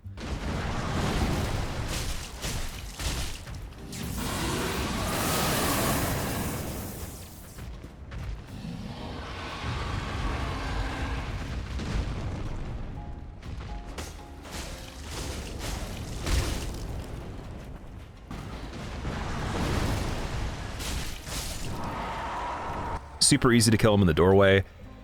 Pontiff's right eye is going to give us more damage the more consecutive attacks we do, and it will activate with a sound effect that you'll hear here and there. Might be a little bit subtle, but you can see the icon also pop up under the stamina bar when it is active, and those hits will hit for a little bit more. The ultimate reason I want this ring is actually to pair with the Sellsword Twin Blades, because they don't count as a regular hit. Since there's two of them and they're staggered, by the second attack you can get it to activate, and you're already well on your way to doing way more damage. Oceiros without being hit is pretty straightforward until you get to the point where he can do the insta-charge. This used to be one of the most hated attacks in the game, and it might still be, just because it doesn't really have a startup. It feels like frame one you're dead, and if you didn't guess it was going to happen ahead of time, you're still dead. So, is that true? I honestly do think that is exactly how it is. You could watch it in slow motion and see that there's no ability for your eyes to translate what's happening and react to it. It's not supposed to be a reactionary attack. In fact, actually, what you have to do is know every single point in which he could possibly do it, and then use the recovery of the previous attack to start the setup for the roll. So it becomes intuitive at that point. You can't just feel it and guess, but you do use the ending of the previous animation to set it up. This could even be a rotation, so even if he doesn't attack, if he starts to straighten himself out towards you, you have to roll when he's fully straight just by default in case. What will happen is he'll never do the insta-charge later than that. He'll always do it as soon as he can do an attack, so you'll be perfect, you'll be fine. If he does something different, then that first roll you did that was early will never leave you in a spot where you'll get caught on another attack, and then you have your system. Most of what we're trying to do is chase him down as he does his little crawling animations. He might even do the crystal fly-in, but that's only if he gets farther away. So if you're trailing him really well, most of what you're looking for is just insta-charge and regular crawling, You could have the spins, obviously, which are just the whole fight. And in the beginning as well, when he has the crystals that he puts out of the ground, obviously you don't want to get hit by the cloud, but if you do enough attacks while he's doing that on his tail, he might stagger, and you can keep getting extra counterattacks on his tail as he's on the ground. Oceiros is one of my favorite bosses in the game. I think it's designed pretty well. I know a lot of people hate him, but there's gotta be someone that loves him, right? Oh yeah, don't mind this situation. I had a bone to pick with this this wannabe snake man that thinks he can hide inside some sort of fabric costume thing to make himself not look like a snake even though he's running on 2 feet. Like a freaking reptile lizard man. I still killed him. It doesn't matter. We got Path of the Dragon as well, which we need to actually activate Archdragon Peak for Nameless King, who is a harder boss on this run. So the reason I thought that I wanted the alternate Firelink Shrine originally was not panning out in the end. I was thinking get the Priestess Ring so we could use the Sunlight Blades buff effect that's similar to Sacred Oath, which increases your attack. But again, there's no other supporting item that was an armor piece that I assumed might exist to get up to that 16 faith requirement. And so even though I actually didn't realize Priestess Ring would be useless for that, it was very useful for something else that I'll talk about a little bit later, and it, just for a little bit of extra safety precaution, gave me another weapon choice that's similar to what we're using, but with a couple extra benefits. Before we're even able to get into any of that stuff though, can't even access Firelink until Champion Gundyr is dead, of course, and with him, the standard is always parrying, trying to do what I call a burrito combo. So a burrito is basically stuffing as much damage as you can in the window that he is vulnerable to actually activate a critical before the critical happens, and squeezing that critical in frames before the animation ends so you maximize. This has no cost to anything that's a downside at all because he has to get off the ground once he's down, so your stamina is not really a problem. You're not going to get trapped in anything. There's no AoEs on this fight. So it is the smartest thing I think you possibly can do for damage conversion and DPS. You could just hit him as he's attacking, but you're going to be rolling a whole lot and it's not worth it. So if you want to subdue him, get a parry. Make sure that what you do is you attack from outside the range where the critical attack would activate and make you sucked into the critical animation. The way that I try to prevent this from happening is locking off a little bit, and then I try to angle my swing slightly with the camera where it kind of goes a little bit down. You could do it in another direction if you want to. Lock back on, and then step forward one time and then push the attack button. If you push the attack button after the 2 attacks, it'll actually just do a 3rd attack. So you need to reinitiate the actual ability for the game to sense that you're going for a critical by stepping 1 time. This is very similar to crouching in Elden Ring to warp onto other sides of enemies that have a crit available with that orange little thing. So if you played Elden Ring but you haven't played this, think of it like that. I think a lot of the attacks on Champion that you're trying to evade are just so basic, it's not really worth me explaining at length. But one little thing that's important is when he does his startup charge and then that back 360 hand thing, whatever, parry that attack, but try to not roll the initial bit where he is doing the charge. Try to strafe it or space it if you can. I'm sure some people were wondering, even since the beginning, what was the sorcery that I used on this run? Because it wasn't fall control, obviously. We didn't do any skips that take away fall damage with the help of Orbeck giving us the fall control. So we are actually going to use Frozen Weapon on Old Demon King. I thought that'd be kind of cool. Sadly, it didn't really do much. It looked nice, and yeah, I got the Sorcerer's Staff. I have the Scholar Ring that I acquired from going back to Archives, but doesn't help too much, and I was so focused on that I just started playing pretty bad on Old Demon King, and he kicked my ass way more than I ever think he has on something where he just shouldn't be able to. I had other weapons that were pretty good. I mean, we had the Pale Resin from Irithyll Dungeon at this point. His weakness is actually just regular magic, more than other stuff. He's also weak to dark and stuff. So, yeah. I mean, I could have even technically tried out the Onyx Blade, and I did. I actually literally did, but I didn't stick with it, because, look, why would I choose that damage when the broadsword's already performing around that area, but it's so much faster? And then also, not only to mention, I have to have all the rings completely out of the picture that do anything else other than let us use the Onyx Blade, so that's not going to be used yet, but it will be. My main mistake on ODK, honestly, was just being too close to him the whole time. If you back away, he'll do the Fire Spit, and then you just go on his right side, you get some free attacks. He'll rotate if you're near his tail sometimes, and then the biggest thing you have to worry about on this is actually a glitch. It's not supposed to happen, but it does. You can get trapped inside his hammer. Once you are, there's nothing you can do. Even if you time the roll for the explosion that follows it, you're dead. So just don't get centered with his hammer and roll, because you might recover inside the hammer.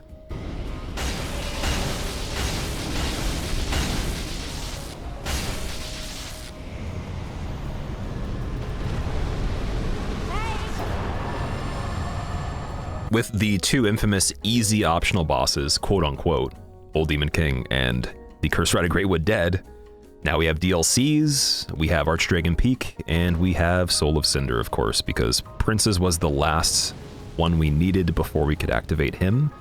Usually what I would do is I'd finish any percent and then I do all the optionals. For anyone that doesn't know, any percent is mandatory content to trigger the credits and beat the game. I don't actually want to kill Cinder first. I want to end with the ending cutscene being the end of this run. I think that's cool. Quick question, who likes Ancient Wyvern? Anybody? No one likes them? Oh. Okay, cool, because I just used the speedrun skip to kill him. So, you don't know how that works. There's a couple different spots you can do it, but I think the one that was the latest I had seen when I was partaking is on this farthest staircase where the embers are. So, we just go past him, under his legs, we go to the right here, and what I'm really trying to do is make sure that his neck lines up as close to the ledge as possible. He can start this central attack where he breathes fire straight down the stairs. We don't want to get squeezed where we can't move in between the wall and his neck, but we want him to place it where it's just like, maybe like an inch or two of space. So just keep lining it up until you can get it, run onto this ledge. You literally just do a running R2 and it does the plunge attack. That counts as the plunge from above his head as you'd normally do. It's the exact same thing. It's just from a shorter distance and it just one-shots him. All right, we're coming up on the, I don't even know what number of reverse Big Dum Dum this is, maybe 4 or maybe 5. Stone roly-poly lizards. I just went first try and somehow framed into the lizard, but it didn't actually keep moving. So it's kind of funny that it didn't. I was fine, and then I was able to even get the late fire breathing on the dragon instead of kind of being already behind its foot when it drops down, and still survive that. And then we're just gonna basically get to the bonfire from this point, and that's all we really need in this area other than the Dream Chaser ashes to unlock Titanite chunks. Then it's free game to basically kill Nameless if we want to. We could go DLCs, it doesn't matter. Dream Chasers is just gonna actually help us get the Sellsword Twin Blades fully upgraded as well. So it's not like we need them 100% right this second, but I do want to start using those soon. Beyond looting Archdragon Peak, Nameless is the type of fight where there's no wisps of damage or slight inconsistencies with fully getting destroyed. So obviously Red Tear Stone Ring is going to be good. Then we got all up in Nameless's face, phase 1. Biggest thing you can really do here is at the beginning, two-hand your weapon so it does a vertical moveset if you have the broadsword obviously, or use the Sellsword Twin Blades, and hit his beak as he's flying through the air over your head, just to be a gangster. When he lands, don't go too far to his feet, obviously. You want to stay always in front of the beak of the dragon or in front of his face. And when you're doing the punishes and like the trade-offs between his melee moveset as he's on the bird on the ground, you're trying to position yourself back left of its head after it recovers certain combos so that he doesn't fly in the air. You'll actually see this correction happen, where he'll try to do it and he'll turn, but then he'll turn back, and that means that I did something to make him want to do the attack on the ground again. But if I'm on the other side of his head, he's flying away every single time, and you won't see a pivot at all, it'll just go. I'd say a lot of the damage you do in this phase is still pretty damn good for New Game Plus 7, with a plus 10 broadsword, obviously.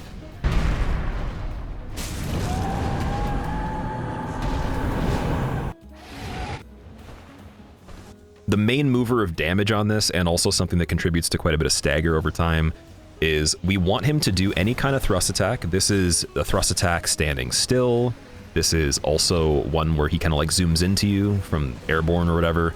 And then he needs to follow that up with another thrust attack. Reason being that as soon as you roll into him when he does the first one, if you take a couple steps to the side, he'll miss you with that other one, but you could lock off and start already attacking the side of his body as he's missing over your shoulder too.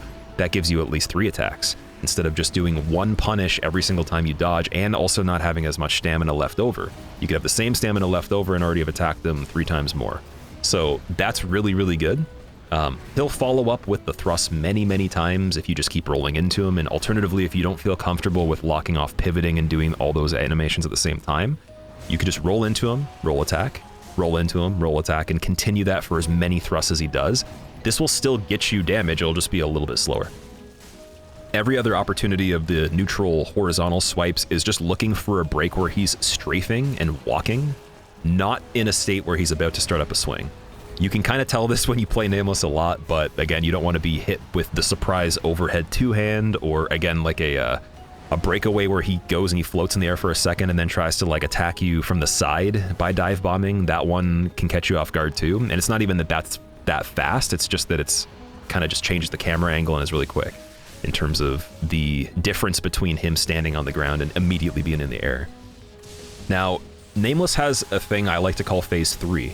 The reason I think that the attacks that change, or the additional attacks, we should say, are important to count as a Phase 3 is because this will keep happening on a timer at this point, where there's no randomness to it. It'll always persist that he's going to do the giant lightning slam with the ripples coming out of the ground, the charge up, and then calling the actual lightning itself.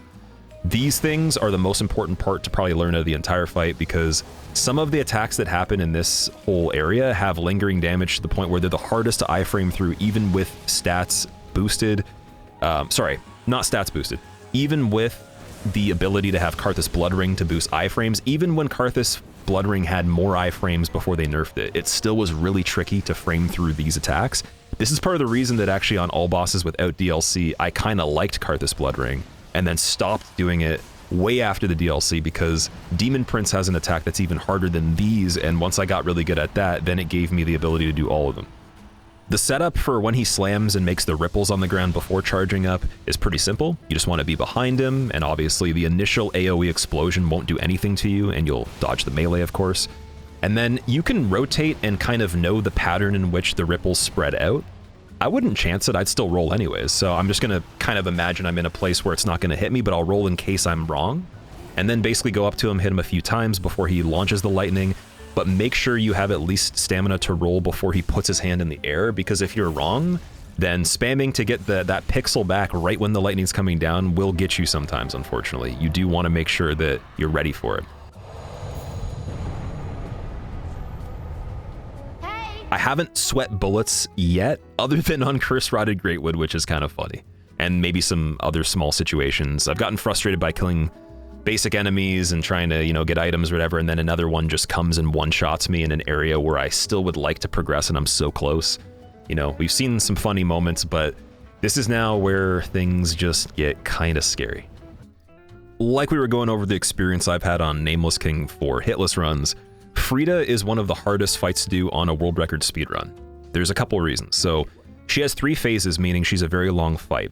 The game can crash, and then you'd have to redo the fight again, so that's one aspect. That doesn't really change how much the difficulty is of the fight that you had the crash on, it's just that you have to do her twice, so the duration of it kind of sucks, but the amount of stress you have to have going back and forth with her to make her give you what you need, it's a very fleeting feeling, because she can just dictate that she'll just do bad attacks and then you're screwed. The thing that makes it feel possible is that she gets interrupted on every attack except for a few, and so you have to be ready for her to do the poise attacks, or the ones that are just going to stabilize through what you're doing and kill you no matter what. Otherwise, she's kind of just like a punching bag, and a punching bag that moves around very fast and tries to evade you at that. There is a input you can do on the beginning of Phase 2 for Friede, where if you do a parry, if you do any kind of like, I guess, consumable item, throwing knives are actually really good, I started to use those in this, she'll go towards you. She goes towards you at the beginning of Phase 2. This is kind of similar to how I would do the speedrun fight. She's separated from Ariandel so far that if he does the fire breath, there's no way she can ever get to you and hit you by the time you've laid down 2 full combos on her. The only thing that can actually happen is 1 ice trail happens, but the activation of the explosion of it will already be way behind you and you don't have to worry. This, on a regular run with regular damage, would already set up Phase 3 almost entirely. Like, you could literally get him staggered off of this and kill him right there. That is like the best Friede fight you can possibly get, unless there's more things that have happened in the speedrunning world since I've partaken. It's been a long time. I don't actually consider myself a real speedrunner. I never was that good. I just did things and got the things, and, you know, I know some things, that's it. So when it comes to Phase 2, that was really the priority of using input reading on Friede, but also there's some other scenarios where you can create these cross-ups where Ariandel does his bowl swing, and he swings back and forth into a corner. Now, if you line him up where he swings into an open space or a wall, but you also bait Friede to go the opposite direction where he's gonna go, or maybe just separated horizontally from him, you create the same situation again, but it's just a little bit less time you have to attack him.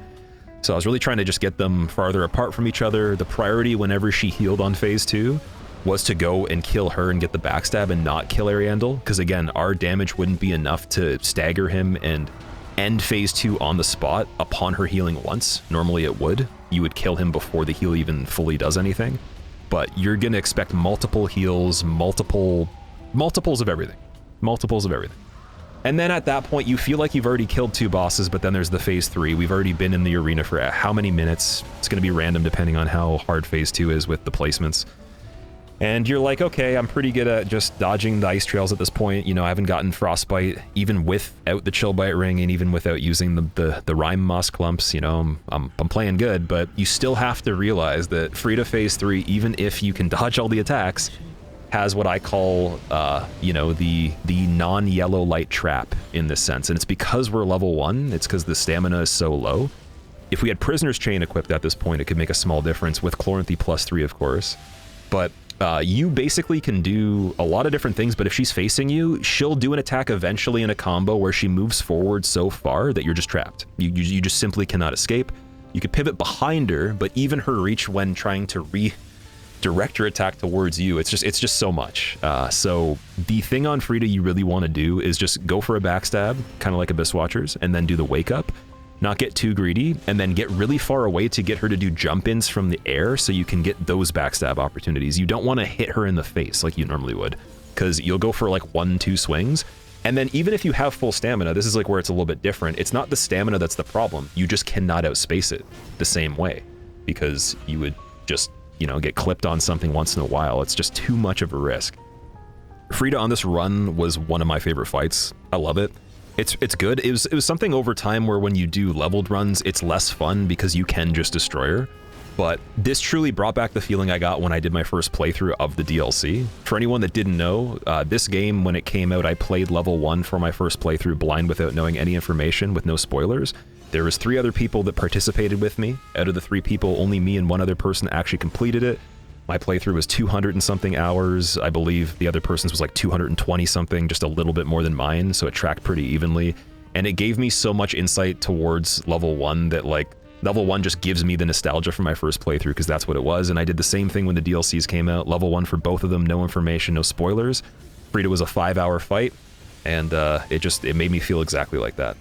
On this, luckily it didn't take 5 hours though. It was probably closer to 30 to 45 minutes of active time trying to attempt her, and nothing in between.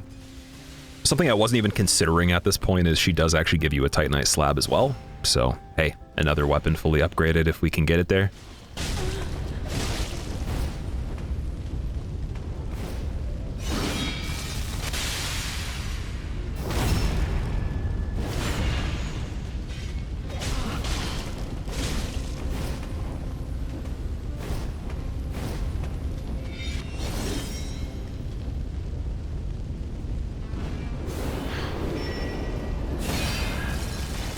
This is now where things take a complete downturn, more than I expected.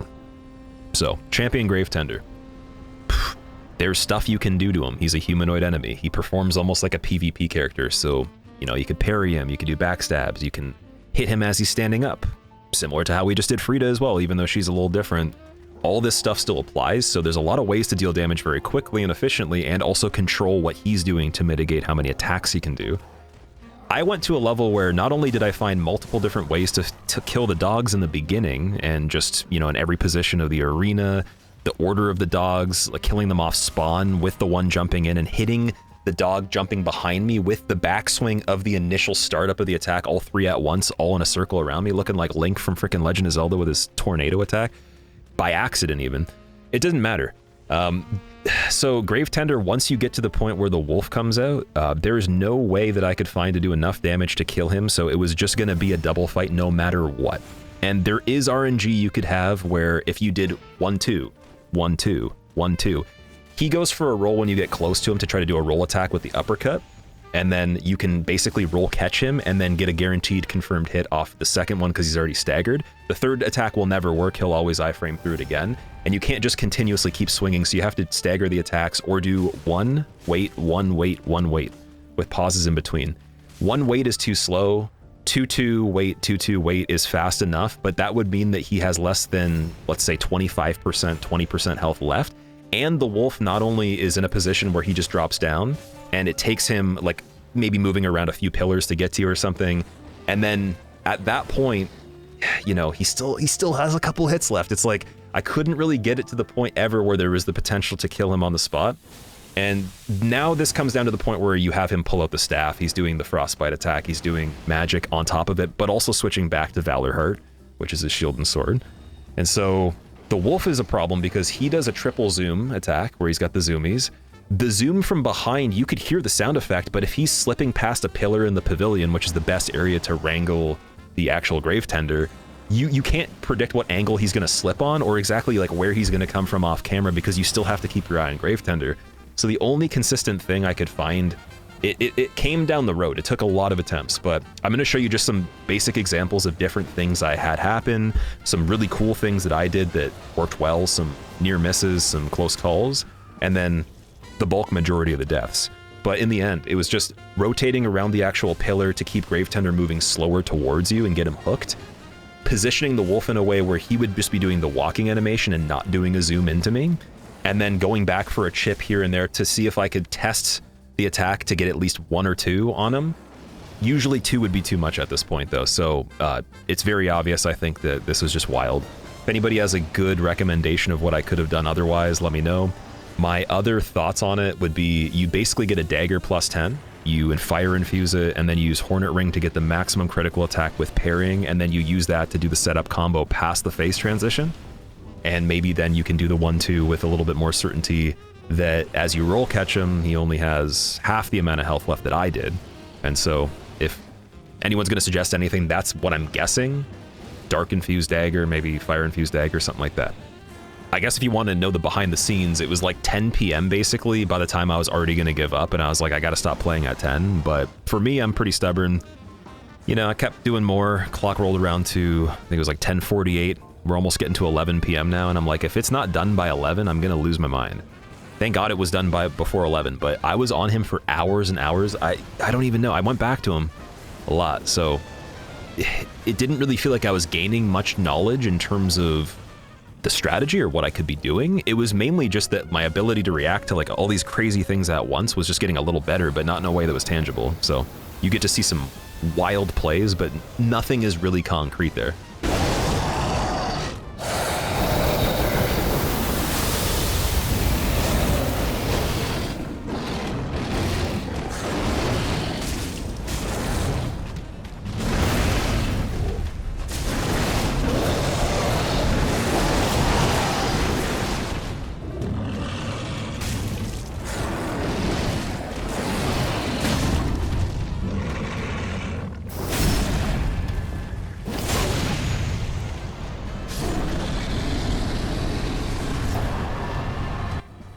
The only gesture I could think of that was adequate for that victory was just sitting down, man, because that was brutal.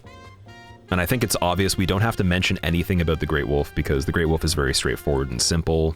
Strafe the Ice Breath, repeat, you know, maybe space his double bite, attack out of range, into range, you don't even have to roll it. Very, very simple, and he staggered at the end, so doesn't even matter. I think this is probably the most complete DLC 1 playthrough I've done so far for a lot of reasons. I mean, we got the Titanite slab that I was supposed to get that you guys were yelling at me for. I got Wilhelm's weapon. I actually am going to use it. I'm going to fully upgrade it and use it. The Onyx Blade on level 1. That's cool. I'm sure you guys probably knew you could do that, but if you didn't, it's interesting. And yeah, I got my ass kicked by a Grave Tender more than Friede and also more than everything in the run. So many things that I didn't really expect or anticipate going into this, but we're rolling with it. And now we're on to Demon Princes in DLC 2. So for DLC 2, you could get upgraded versions of the rings, the +3 versions. Chloranthy +3 I did mention, but I also said earlier that the Silver Serpent ring +3 is not going to really be required, because at this point we have so much of a budget we built. We have so many stacks of consumable items that we've gotten hundreds of that it doesn't even matter even if I die hundreds of times, because I could just go farm something or pick up another soul on the ground that's an upgraded version from the first playthrough, and it'll be the New Game 7 version, which will give me 25,000 or something like that. That's going to buy a lot of pine resins, so no need to get anything to farm more souls with it at this point. I was thinking Havel's ring could be good. I didn't really want to go to the area with Leto, get Havel's Ring +3 or anything. I mean, you could, of course, do Demon Prince early and then just get that so you could utilize the defense setup with heavier armor than we ever have worn on this run. With the Shield Ring, with Blue Tear Stone, maybe it would have helped for areas too. But yeah, early Demon Prince would just be a nightmare. I just personally don't think it's worth it. And Demon Prince, in my opinion, is the hardest boss in the game, period. Cinder for any percent, Demon Prince for all bosses. What do you guys think? Comment what you think the hardest thing is. I could give you some reasons that are just kind of measured mathematically of why it's hard. I mean, you got a double fight in the beginning. You have alternating phases that will change to be complementary and also duplicate. That's not something that happens in general in any of the games. It's the only fight which really kind of has that back and forth with just phase 1 by itself. So you already have 2 different whole movesets and 2 enemies that both possess them on timers that can line up and not line up. So then you have to know every interplay of every cross-section of the magic happening with the trail and the beam, and then how that interplays with every melee swipe combo and also like the rampages and stuff. Double rampages, double swings through the bodies, so you know, if a demon is swinging and it goes behind the other one, it can still hit you through the body of the other one and you can't see it. So you really just gotta be super perceptive. And one thing that sucked on this is I was playing on eye safety mode for the monitor, and it made the arena and the actual color of them look so weird that it was even harder to see these little nuances. So even though I didn't die the most on this, it was challenging as usual. This is my favorite boss in the entire game. It's one of my favorite in the entire series. Incredible. I mean, the fact that also, again, it has the alternate phase 2 is a difficulty proponent as well. It's just that if I choose laser for phase 2, obviously I'm gonna get an easier fight versus meteors, but problem with that, phase 1's harder then. I can't go for the one that's easier to hit right away, and so I found a way to quickly kill the demon in pain so the demon below would be able to actually be the one that we get. That's the one you need for the laser, and with that, it was just the phase 2, just the frame trap from the slam attack. That's the one in particular that I was saying that is harder than a lot of the Nameless King's attacks that had lingering frames and a lot of the other characters in the game that had them. It just lingers for so long that if you're in the middle of it, I don't know if you can actually escape it even if you dodge the first bit. I think the explosion still traps you no matter what, even though it doesn't look obvious. And so what I try to do then is just really focus on that. It's mainly whenever he recovers and you're in front of him and he just zooms in the air. And there's a couple other things too, where if he does a regular swipe combo, but then does like that 180 rotation where he overheads, slams the ground, and then a lava trail forms from that, the lava's area that can affect goes a little bit wider than his hand. And also, not only that, you kind of have to look at it as like you're not dodging the hand, you're dodging the space beside it because it'll also linger too. So way bigger and way more dangerous than it actually looks visually. And it's usually the opposite way around. I'd say a lot of attacks actually look a lot crazier than they really are, but he has some that just, yeah, they suck when it comes to trying to place yourself.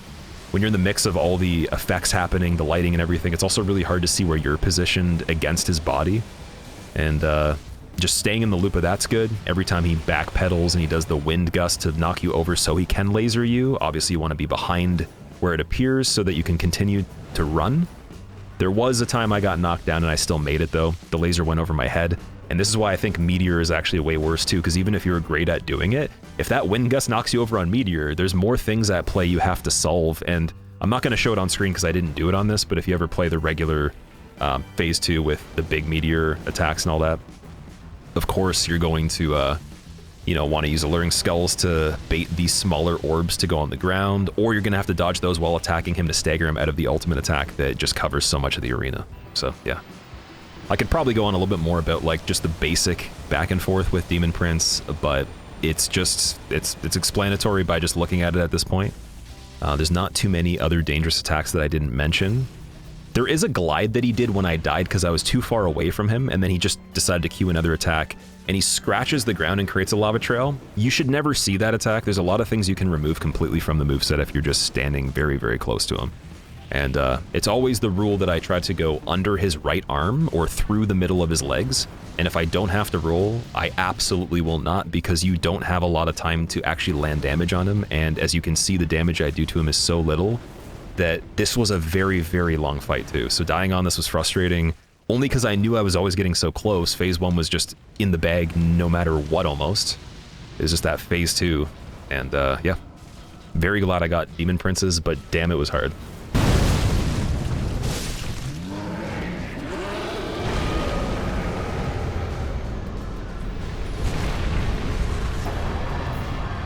running through the Ring City streets was the least of my concern at this point. We got Midir left, we got Halflight, and we got Gael.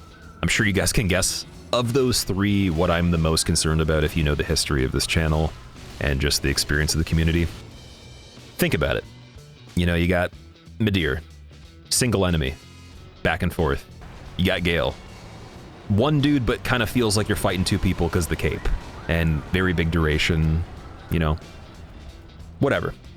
Then you got Halflight. Well, two Painting Guardian summons that just heal and also are spammy with so many projectiles, the shivs that take way more damage off your health than normal, presumably because we're on New Game 7. Yeah, that's one that I'm not going to get into it too much right now. We're just going to let the thought glaze over, don't obsess.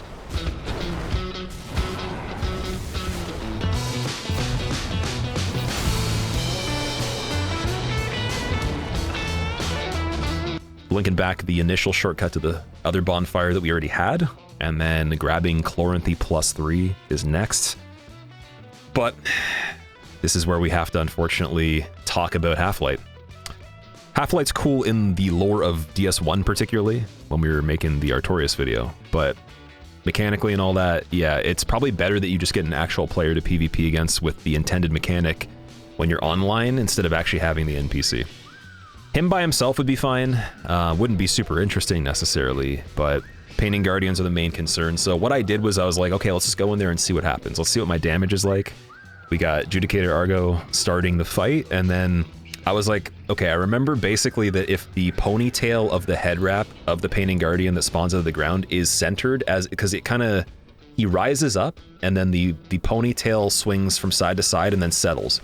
That settling was my cue to start the backstab because it won't actually let you do anything before that. That's the point in which it activates, but you have a fraction of a second before he turns around and cancels that. So this is something I've never been able to do like 100% consistently. It's just kind of like wishful thinking. You can do it, but it's pretty hard of a window to time. Couldn't get it, unfortunately, but because I didn't get it, I just went for extra swings and he fed into the combo like no tomorrow. Sometimes they'll try to evade, sometimes he'll do other stuff. It's kind of like PvPing a person. But he fed into it enough where even when he panic rolled following that, I had so much of his health gone that on the final heal, the first one was out of the way. So I was like, okay, maybe there's a chance. Halflight spawns. Nothing wrong with that. Like, he's fine to manage by himself. The only thing I'm really risking on Halflight is mistiming my run attack, being short by a foot, and then him getting me because his blade's much longer. That's it. The main opportunity I go for to do that running attack is the overhead with his katana that makes the trail of dark. But you can also get a backstab when he goes in the bow phase. So alternating between those two was the key to get the second Painting Guardian as usual.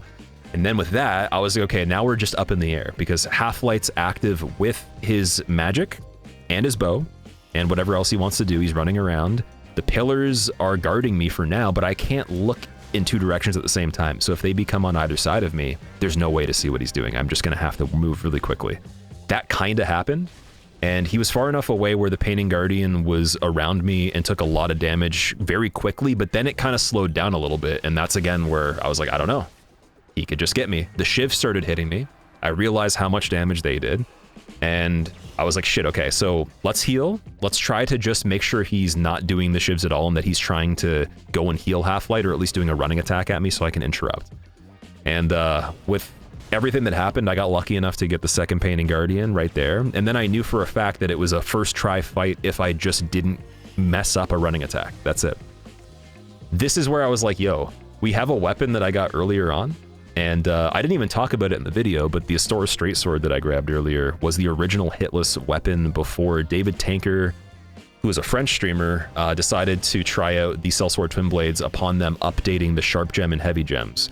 And he realized that was a lot better. I mean, people were using them for speedrunning around that time too.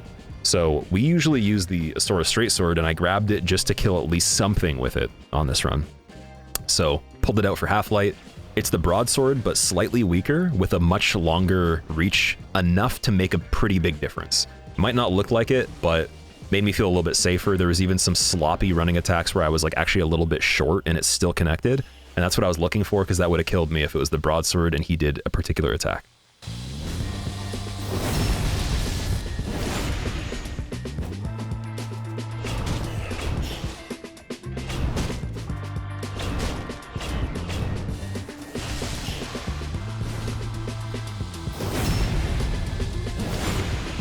that was all I needed. Perfect, now we're on to Gael. And so for Gael, when we were managing the whole situation with ashes in the game earlier, I did get the hollow ashes that allow us to get the poison throwing knives as well. Gael with poison throwing knives is no problem, though I was thinking about it, I'm like, if I'm already dealing damage to him with poison resin, how much of the value is it coming from that versus just the knives? Like, which one's better? So I tried a little bit of both. I found that just using poison resin was actually even quicker than combining it with the knives until you get to phase 2 and 3. So this is how that works. Basically, regular Gael in phase 1, it's just straight up, you just dodge his attacks. There's some strafes, like the backhand airborne attack, you strafe underneath him, you get more damage. The big combo that he does with the big plunge, you strafe underneath him and you get either a free buff or you get about 4 attacks. And then everything else is just like a 1-2 or like very, very small chips away. And that's why the poison's nice. He has, I think, what is the highest defense in the DLC out of anything proportionate to his HP pool, even though that already is really crazy too by default. And then obviously scaled by New Game 7. So we're hitting like fractions. We don't see yellow damage on him. It's like just little ticks being taken away. But if you look when the poison activates, it takes like a tick per second. That's probably about like, I don't know, fraction of the damage I'm doing, but it's enough where you can see it moving. And all that downtime where he's attacking would probably convert to more damage over time with the poison than me adding flat damage to the weapon and just hitting him more. But we do a combination of both though, because with the poison timer, once it's already activated, we just switch back to another buff.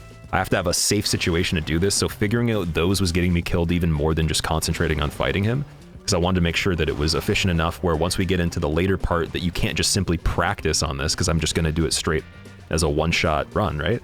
I was like, okay, I got to make it to phase 2, figure out if I can get situated with that again, get comfortable. That's the hardest part of the fight, in my opinion, mainly because of the crossbow and the cape.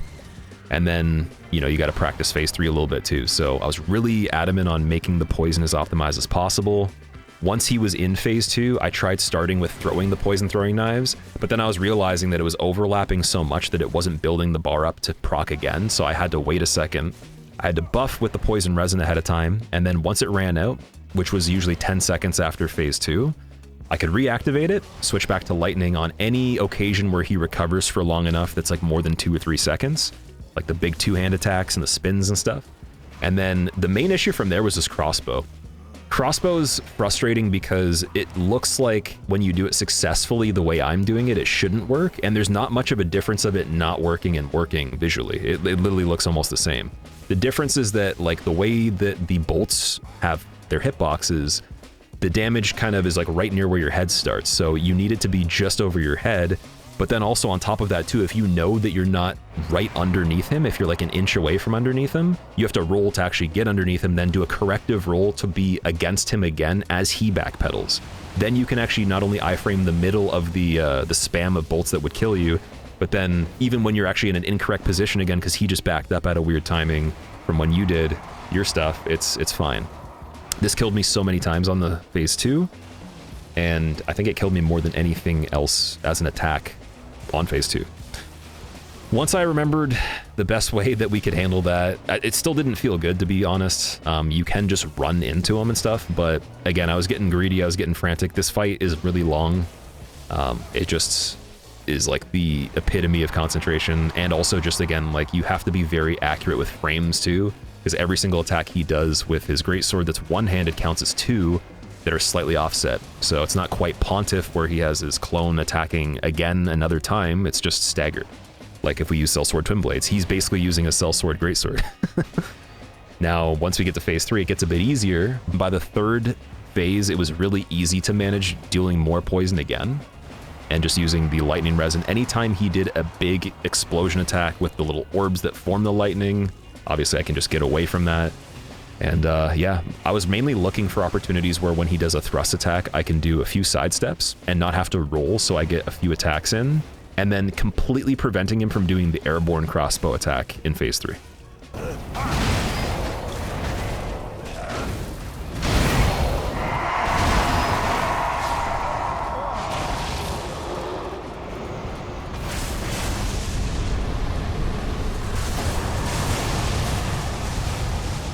Usually I would do Midir before Gael, but again, I had a feeling Gael would be kind of frustrating, so I decided to get him out of the way.